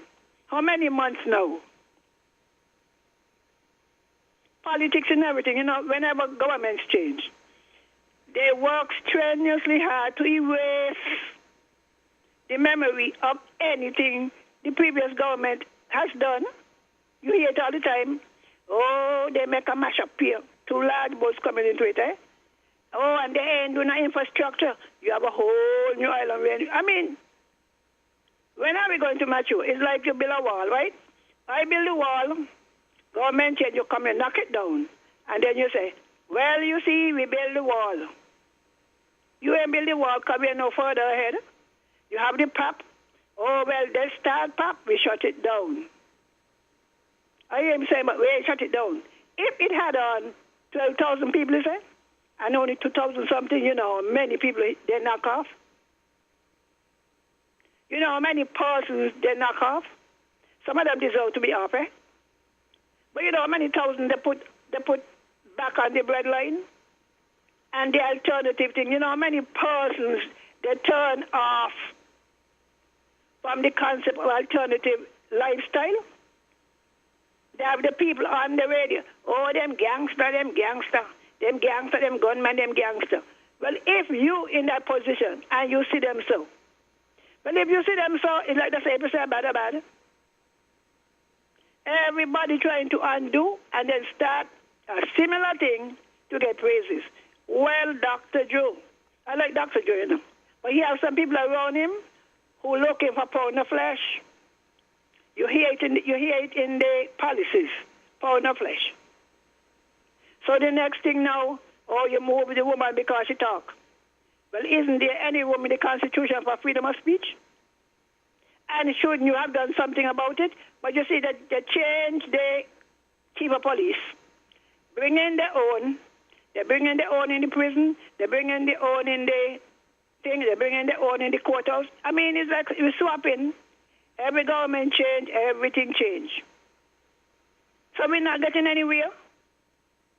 So I am, and by the way, let me get to Irishtown School. I taught down there for 5 years, before anybody started. From 1993, when I left Teachers College, I went to teach at Irishtown School, and I taught there until 1973, and I left in 78 to go and teach in Bassett High School. They had the shooting down there. They have the children spread all over the place. No access to playing field and stuff, you know. The other day, somebody complained on the radio that the gate closed and no work was going on. Well, Mr. Jeffrey could correct me. And the children is scattered. No, they're going to wait until one morning when they turn up by the people church place and so. And the people demand access to the building. By now, the children should have gone back. The children should have gone back. If there was work to be done, it should have been expedited. So I want to hear from Dr. Jeffrey Hanley. What exactly is the position and the progress of the renovation at the school? And when will the young explorers get back their place? Let me go to the community center and I'm done now. You notice you have Haitians in one, but I call them Cameroonians in the next one. Now, in some of these community centers, activities were going on, you know. They started the thing for the seniors, and I think St. Peter was identified as one of the places. I heard Queen Tuckett, he could call me, say that the Haitian society said that they were willing to accommodate and take care of their countrymen until the case tried. You recall that? Yes. Yes. So I am saying, put them on bond. If they could hold them, because there isn't anything you can do until the case tried. And for the life of me, I never see a case take longer like it gone to the Privy Council. So take them out of the building. Let the people from the society sign a bond or something for them. Because they want to stay. They're not like they come around here, they're not going to run away. It's here they come to stay. So what they're doing, and lot of the things they're doing, they are shutting down some of the things, their own activities. All I beg them and we warn them, do not remove their society from the Irish Town thing. That is where the Society for the Disabled, the St. Kitts Nevis Association of Persons with Disability. There's a lot of parking of people in place and you're not going back. You asked a question the other day about this Nevis police station. Yes. And the Gateway one. And I was surprised to hear that the people in Charlestown still have to come outside the building. Yeah. Oh, we have signed a contract. Well, oh, Lord have mercy. What kind of contract is that?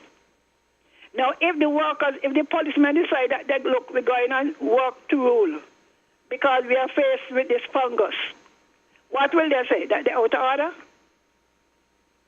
Get your priorities straight. Stop political battles. You won the election. You won the election. You don't have to break down to build back. That's all I have to say. And I'm encouraging our people, pray for our leaders. Pray for wisdom, because wisdom will lack, And beg the Lord to please move some of these advisors from around the elected members, all who are looking for a pound of flesh and revenge. That's all they're doing. That letter from the thing sound sound political. The release from the police? Yeah. Well, I'm about to take a read at it, so. Now, you understand what I'm saying? In response, they move the fella and this and that. And it sounds like they're going to cut down on the communities, policing and start something else. Because people want to say, well, we met one and it was kind of deficient, so we make our own. And we're marching on the same spot. So, Jeffrey, I pray for you, And Marsha, raising my church up.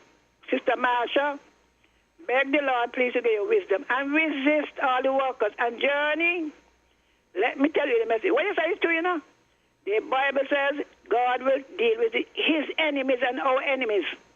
So all who out there making themselves enemy of God people, they're going to get trampled. Thank you.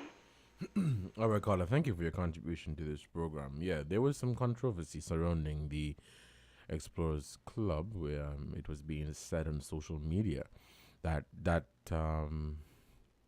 community initiative had been seized by the Royal St. Christopher and Nevis Police Force, and it was a police officer who was sharing the information with the public, and that had received much traction on social media. Subsequently, the police force put out this notice, which I'll read. It says, the Royal St. Christopher Nevis Police Force is aware of a ludicrous allegation circulating concerning the status of the Explorers Club. The force staunchly refutes the absurdity and decries the malicious mind responsible for crafting such nonsense. Okay. The Royal St. Christopher Nevis Police Force has most recently launched an overarching organization improvement strategy. The plan is aimed at elevating the standard of policing nationwide. To this end, citizens and residents of St. Kitts and Nevis will readily observe positive changes in the types and styles of the force's community policing operations in the coming months.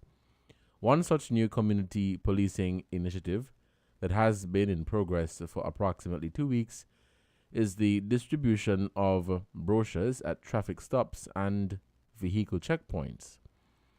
The brochures are printed with vital general safety and traffic tips from which everyone can benefit. Thus far, the initiative has been exceptionally well received by the public and hailed as a welcome change in police-civilian relations. Under the leadership of Commissioner of Police James Sutton, community policing and engagement is receiving keen attention as its status is pivotal to the overall success of the force's operations. In order to strengthen law enforcement operations and improve community policing and engagement, all areas of society must be adequately attended to. The Explorers Club is a crucial aspect of community policing and engagement as it caters to our youth. By its very definition, the continued function of the club is a given. Okay. The Royal St. Christopher Nevis Police Force is discouraging the public from engaging in the creation and dissemination of blatant malarkey. Such false sentiments are intended to manipulate negative reactions from the general public. Persons should remember that free speech brings in tow a personal, professional, and a legal responsibility for the actions engendered by carelessly typed or spoken words. For this reason, the force continues to encourage persons to seek legal and healthy outlets via which they can resolve conflicts and free themselves of life's occasional frustrations. Oh, this is a strong statement, boy. This statement is strong. Whoever sat down and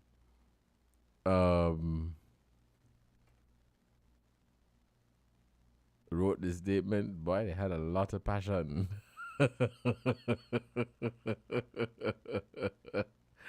Oh boy.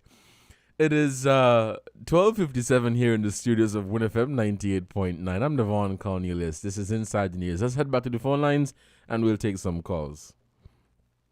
Caller, you're on the air. Good afternoon. Good afternoon, Devon. You made a comment just now concerning the statement that was written that is very strong. Mm-hmm. And I could agree with you. It's a strong statement, but I heard a long time ago that actions speak louder than words. But the thing is that this is not the first time the police has had a program working with children. But you had a program before that that had, what the fellow name, Scrape Hodge, and what the next guy name, what the other police officer. The police officer who used to work with them, they had a team, and I think it was Commissioner Jeffers that did mantle that one too. So this is not the first time that the police have reached out to the community to work with children, because the older ones, you probably can't get them bend because they're too old to bend. But children that are young, those are the time that you can nurture them and guide them in the right direction to be full-blown and good citizens of the country of which we live in. So this is not the first time that this has happened. But I'm curious because lack of information is very dangerous. And I know that the people and the children belong to us, the community belong to us, and those who serve our country, they are trying to serve us in the best way that they can. But it appears as if that in the meantime, while they are trying to serve the people, they are finding themselves putting their trust up rather than doing it in a humble way to try to work with each other rather than trying to work against each other. Because nobody benefits. When you fight against each other in an organization, any organization, those who you are trying to help lose. And so you spend time fighting among yourselves, which does not help. At the same time, you check the community center in Keyon that did house the post office that's being locked down. Somebody said that they have mold in it. And that's a community center where people used to meet very often, and we had certain activities that used to happen there.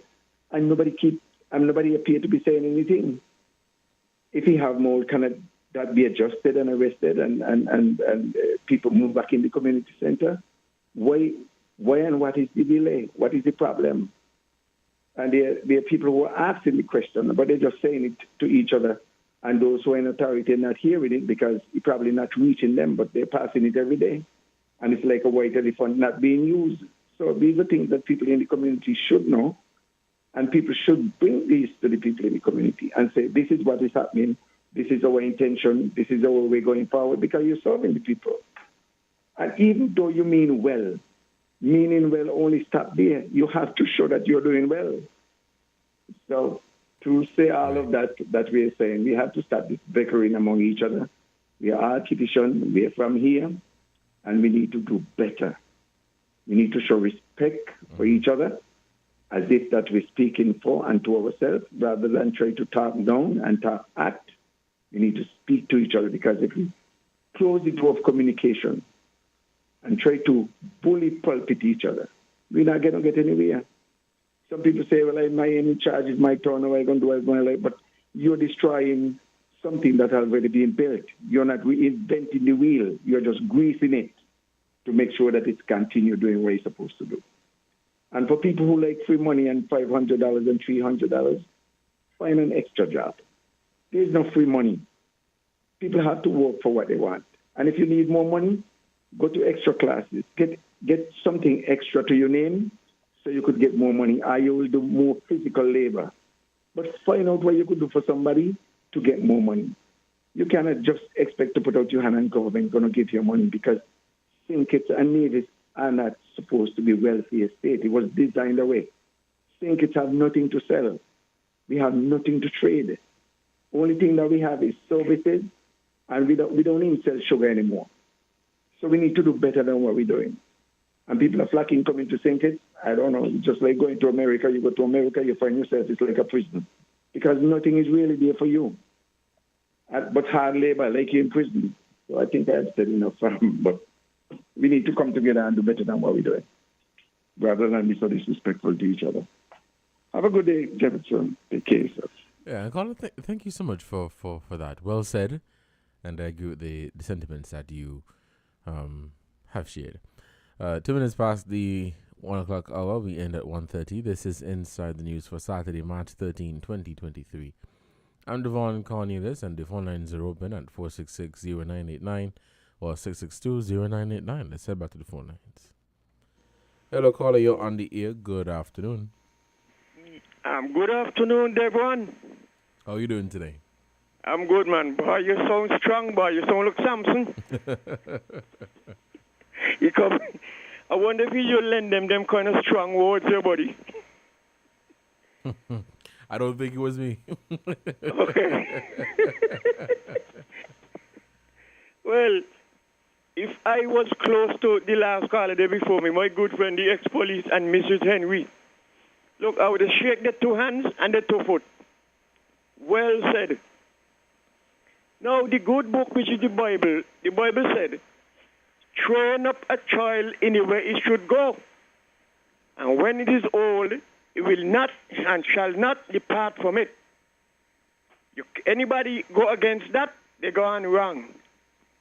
We know what have been happening around here in St. Kitts and Nevis a couple of years back with the youths.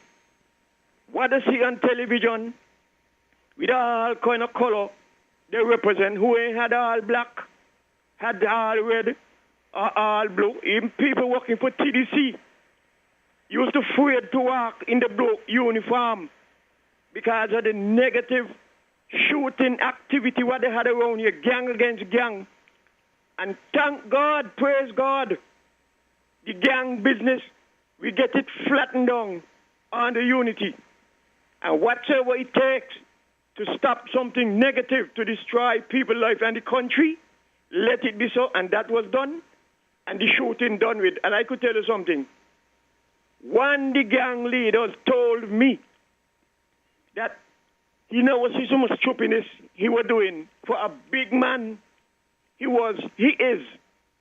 He said the money what he get to stop these gang stupidness, he said he invest that money in a boat, and he got 3 other members who used to be in the gang with him go to sea, go haul fish pot and fishing, and they are doing well. He said the others in his gang who cannot swim, they're doing ground farming. So the pop business, it helped some of them to go pick a productive route. And some of those maybe still around lingering laziness, go and look a job. But let me come to the school thing over there now. When the children them go and they misbehave and they do all kind of negative things, really big people quick to say, them children rude, the parents ain't teach them this and all kind of thing. But no, the Explorers Club was formed to help the children them, those who are vulnerable to get into negative things. And then they got to carry them on the station and punish the people and children. And all the children who goes there, and even the parents of those children, they're happy and welcome the Explorers Club. And now, for them to go do what they did to the people who walk in there, that is real politics. Politics. And you could see from way back, and even up to now, everything that was done constructively under the Unity administration. This administration, they don't want to say they're touching that are continuing what the Unity started.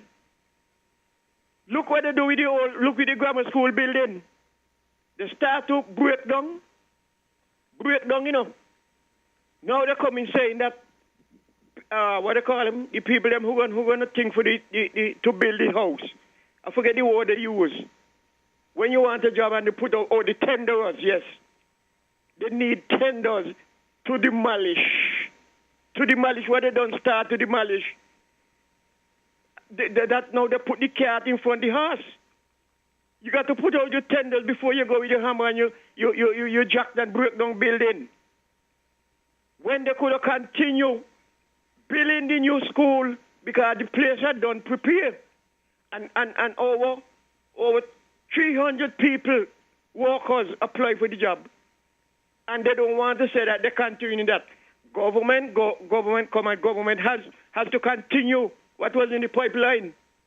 So what Miss Henry said, she's so correct. They don't want to say that they're working behind what was there.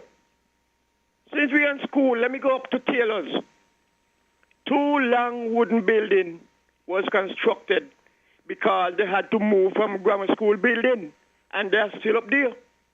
Why is it they haven't continued to build a new school up the pasture?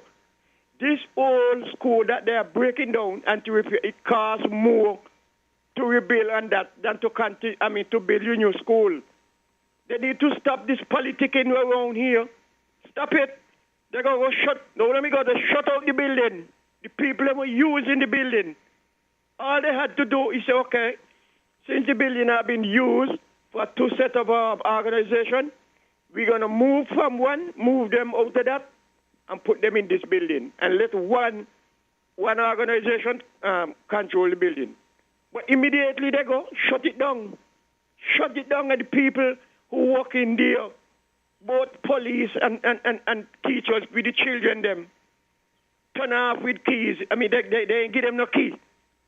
Then they go give one person a key, and the person smiling because the person smiling at those who shut out because the person know what is politics. Done with all your politics, man.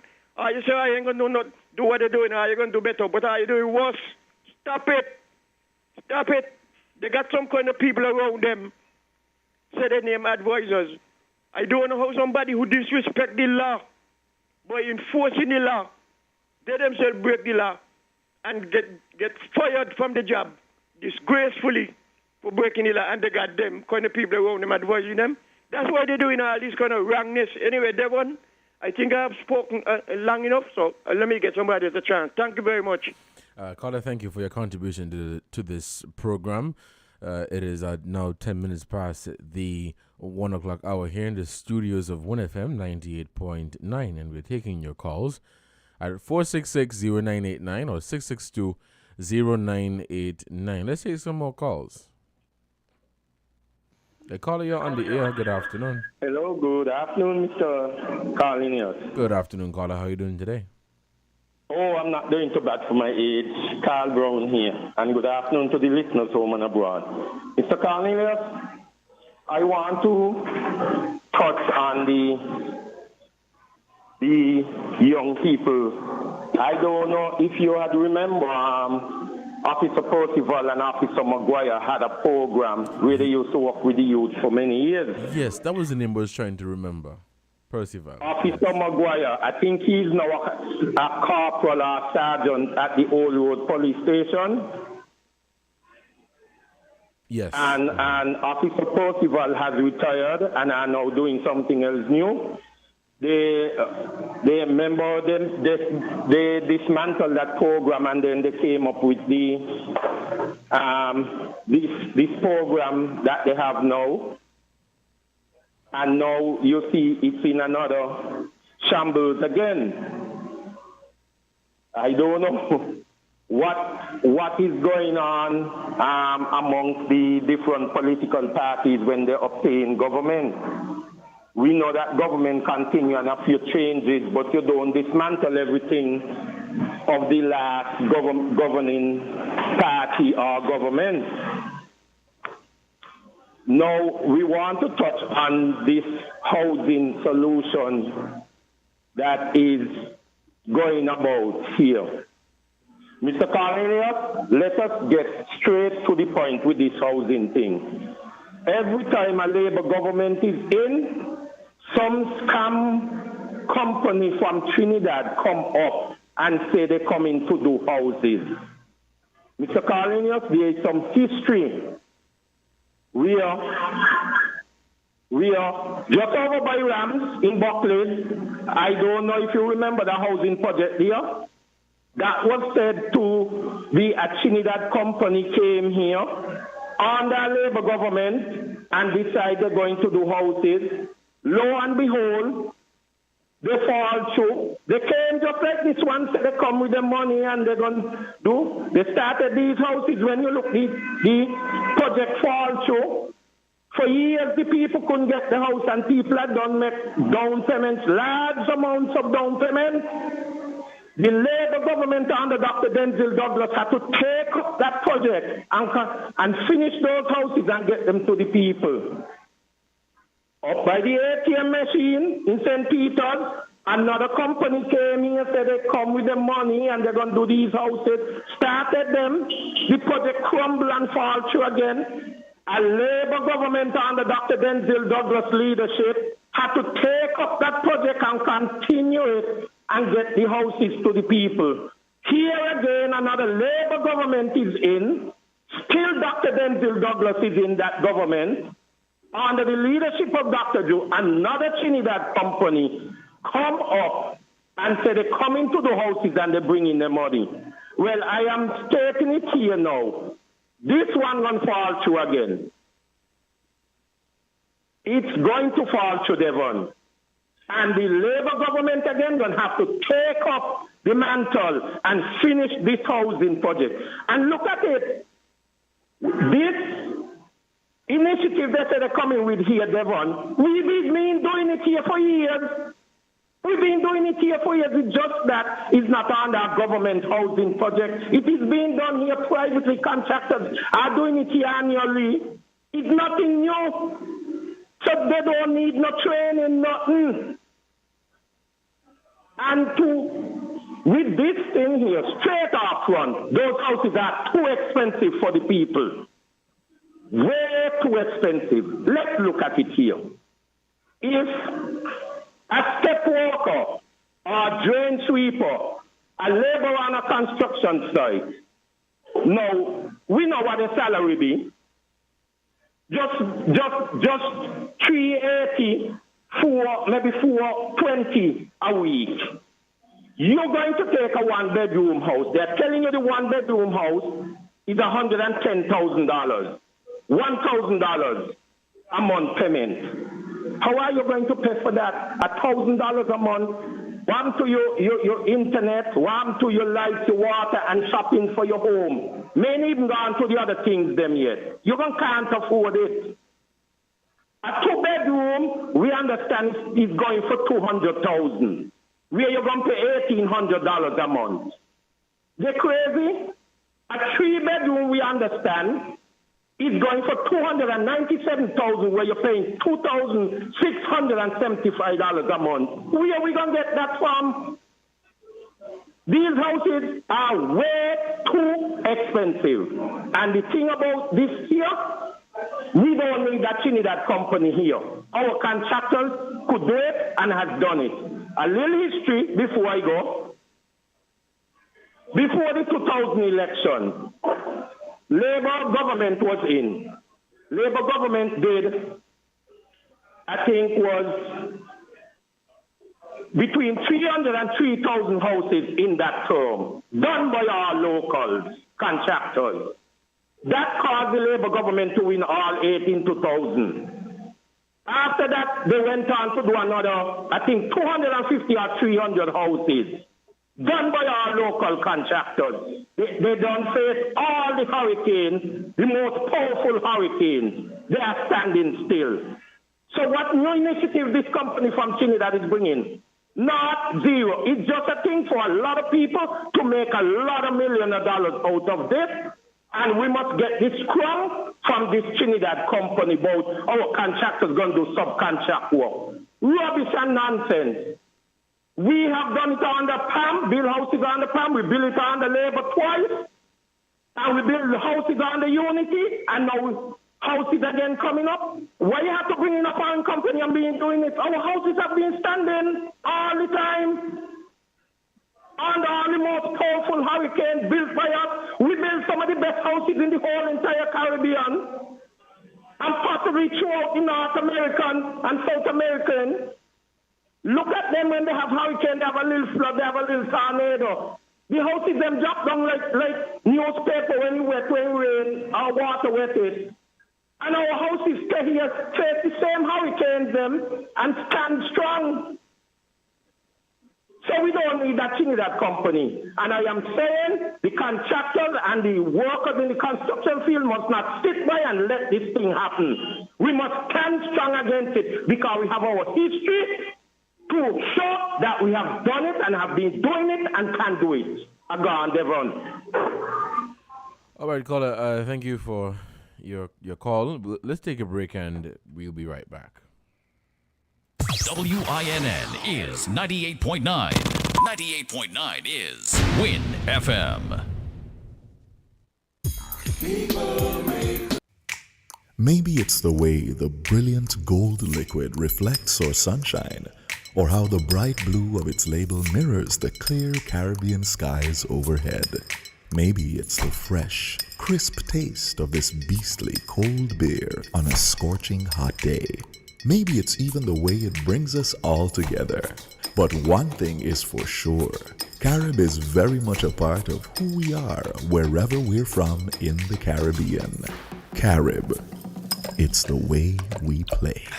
Drink responsibly. If you need protection, you need one who you can trust. To secure your investment, you need one who'll do you just. TDC Insurance, you're the one that you can trust. TDC Insurance, you're always safe with us. TDC Insurance is your go-to insurance company for all your insurance needs. We take pride in offering you the best solutions and ensuring our customers are fully satisfied. TDC Insurance, we take good care of you, guaranteeing you peace of mind. You're always safe with us. The views and opinions expressed in this program are solely those of the participant or caller and do not reflect the views of WINFM 98.9. WINFM reserves the right to disconnect any caller who infringes the law or offends the right of any person. The station will also refuse to take any call from any person who in WINFM's considered opinion is likely to expose the station to liability for statements made on the air. Welcome back to Inside the News here on WINFM 98.9. I'm Devon Cornelius. Thank you so much for joining the discussion. With regards to the previous caller commenting on the National Housing Corporation, the housing project that they have recently launched, NHC Housing Initiative coming soon. They said it's okay. And the headline on their website says, NHC is set to launch its largest housing initiative. Now, caller, you you gave some figures for the price of the homes in terms of what they're going to cost and the monthly payment. I am here on the page, the official page of the National Housing Corporation, and they have here a memo that is purporting to be from them, the government, and NHC has dubbed that as fake news. In other words, it is false, it is incorrect. So somebody decided to put together something and send it out and say that the houses are going to cost X amount, this amount, that amount, $1,000, $1,800, X, Y, and Z. According to NHC, according to the official page, that is fake news. So this was going around, and the memo says Island-wide Affordable Low Income Housing Project 2023 to 2027. This is dated the 5th of May. NHC has said that that is fake news. They have not released the cost for the homes in terms of what people are going to be paying on a monthly basis. Caller, I understand that that is what you have heard, but I'm telling you, according to information received from NHC, that is fake, false, incorrect. It is 1:21. Let's head back to the phone lines and we'll take some more calls.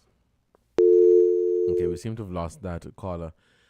This is Inside the News. The phone lines are open 466-0989 or 662-0989. Let's head back to the phone lines. Hello, caller. You're on the air. Yes, sir. Carl Brown here again. Okay. Let's carry that as fake news, but I was in a town hall meeting with my representative, and she gave some prices. She gave some prices concerning those houses, and she said to us that we're going to have to go to the bank and set up loan to be considered for these houses. Can you give an idea of what were the price list in terms of what the minister shared? The prices were somewhere along those lines. And many people, after the town hall meeting, came out and said those prices are too expensive. Those houses are too expensive. The other thing is, the question we are asking, the land here belongs to the people of St. Kitts Nevis.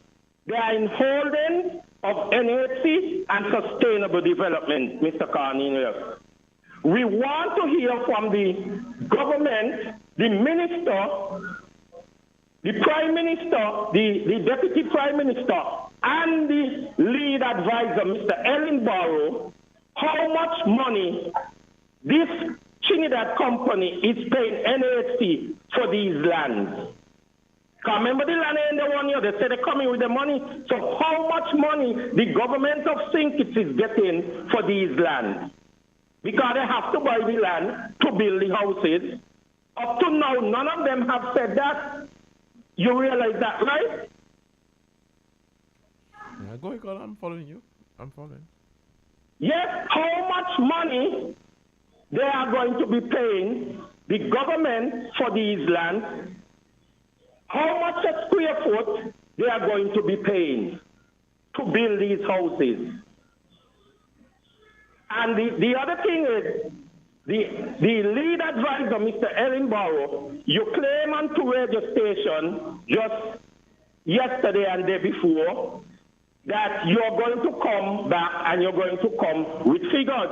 Well, I'm giving you a little homework, Mr. Ellenborough. Please to get the figures because they are still there in the archives for that company that started to build those houses over in camps there in front of Rams supermarket that the Labour government had to finish. Please to come with the figures that they in the agreement that they had agreed with the government how much money that they was going to put down in this project. And the other company that up Monkey Hill by the ATM machine, Mr. Elinborough, please to bring those figures for that company, how much money they had signed with the government then, which was a Labour government, on both of these projects, that they were going to construct and finish these houses. Because he said yesterday on a program that is no way that these people is going to put down these hundreds of millions of dollars and then let the project fall through. Because I know if we go back to the history, these companies we came several years ago under Labour government to build these two housing projects. I am sure it's in the millions too. And they did not complete the project. The taxpayers had to complete them. Right? So we are giving the advisor some homework. Please to bring those figures for us. Are gone. All right, caller. Let's head back to the phone lines and we'll take this call. Hello, caller. You're on the air. Good afternoon.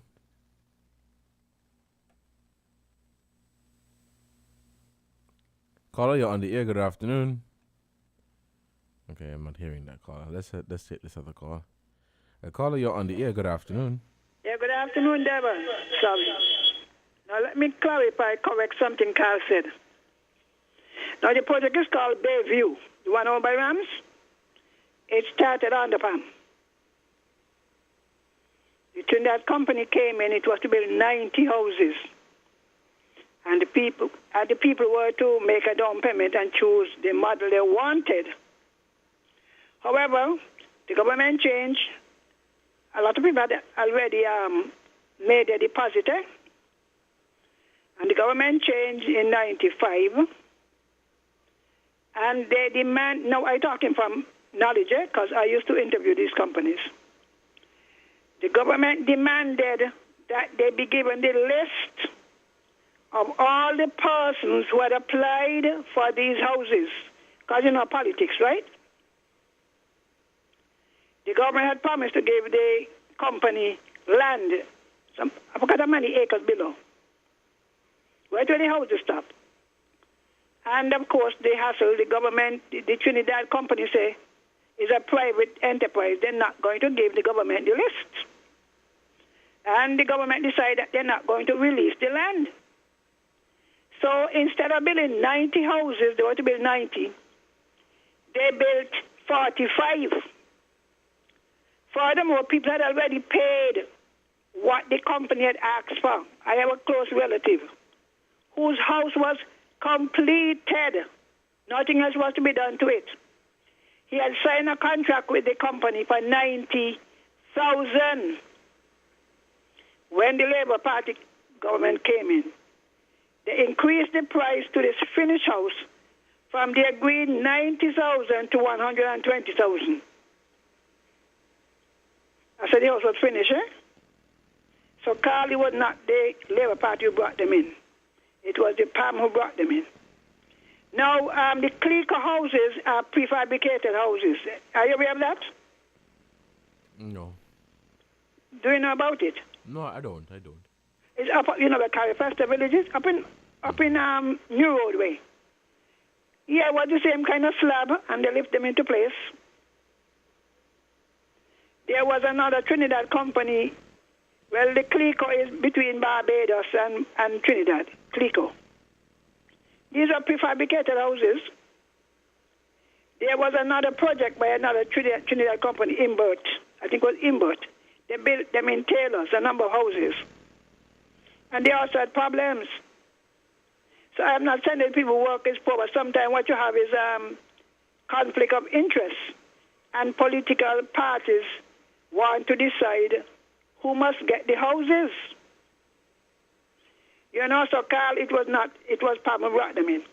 Or they came in under PAM. So correct that. You know, but I heard, I'm not sure with the ambassador, you know, those numbers were given 110 to something and 257. They were giving us that. And I myself was wondering, for a poor person to own any, they got to get 30 years on a one-bedroom house. You know, so they have to review. And I asked that question already. Who, by the way, I think you were there when the Prime Minister said something about they had to put up equity of 150 million, something like that. You recall it? Not, no, not. Sure. No, I'm not too sure. No.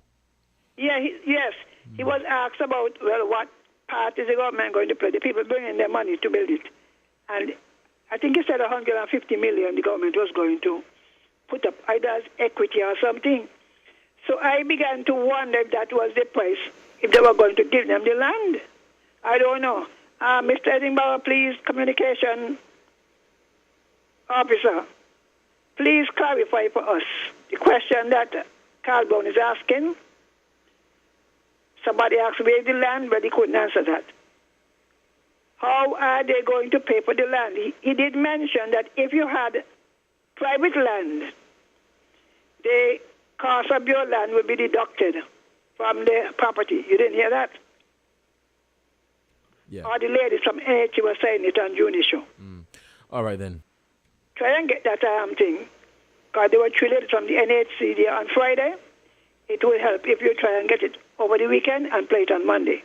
So God bless everybody. Go to church. And happy Mother's Day again to all the mothers in the nation. Those abroad, wherever you are. God bless you. All right, Carla, thank you so much for your contribution to this program. This has been another edition of Inside the News right here on WINFM 98.9, and I've been your host for today, Devon Cornelius. Thank you so much for joining. Until next time, you guys, stay safe, enjoy the rest of your weekend, and happy Mother's Day to all the wonderful mothers out there, including mine. You guys take care, and have a good one. Bye-bye.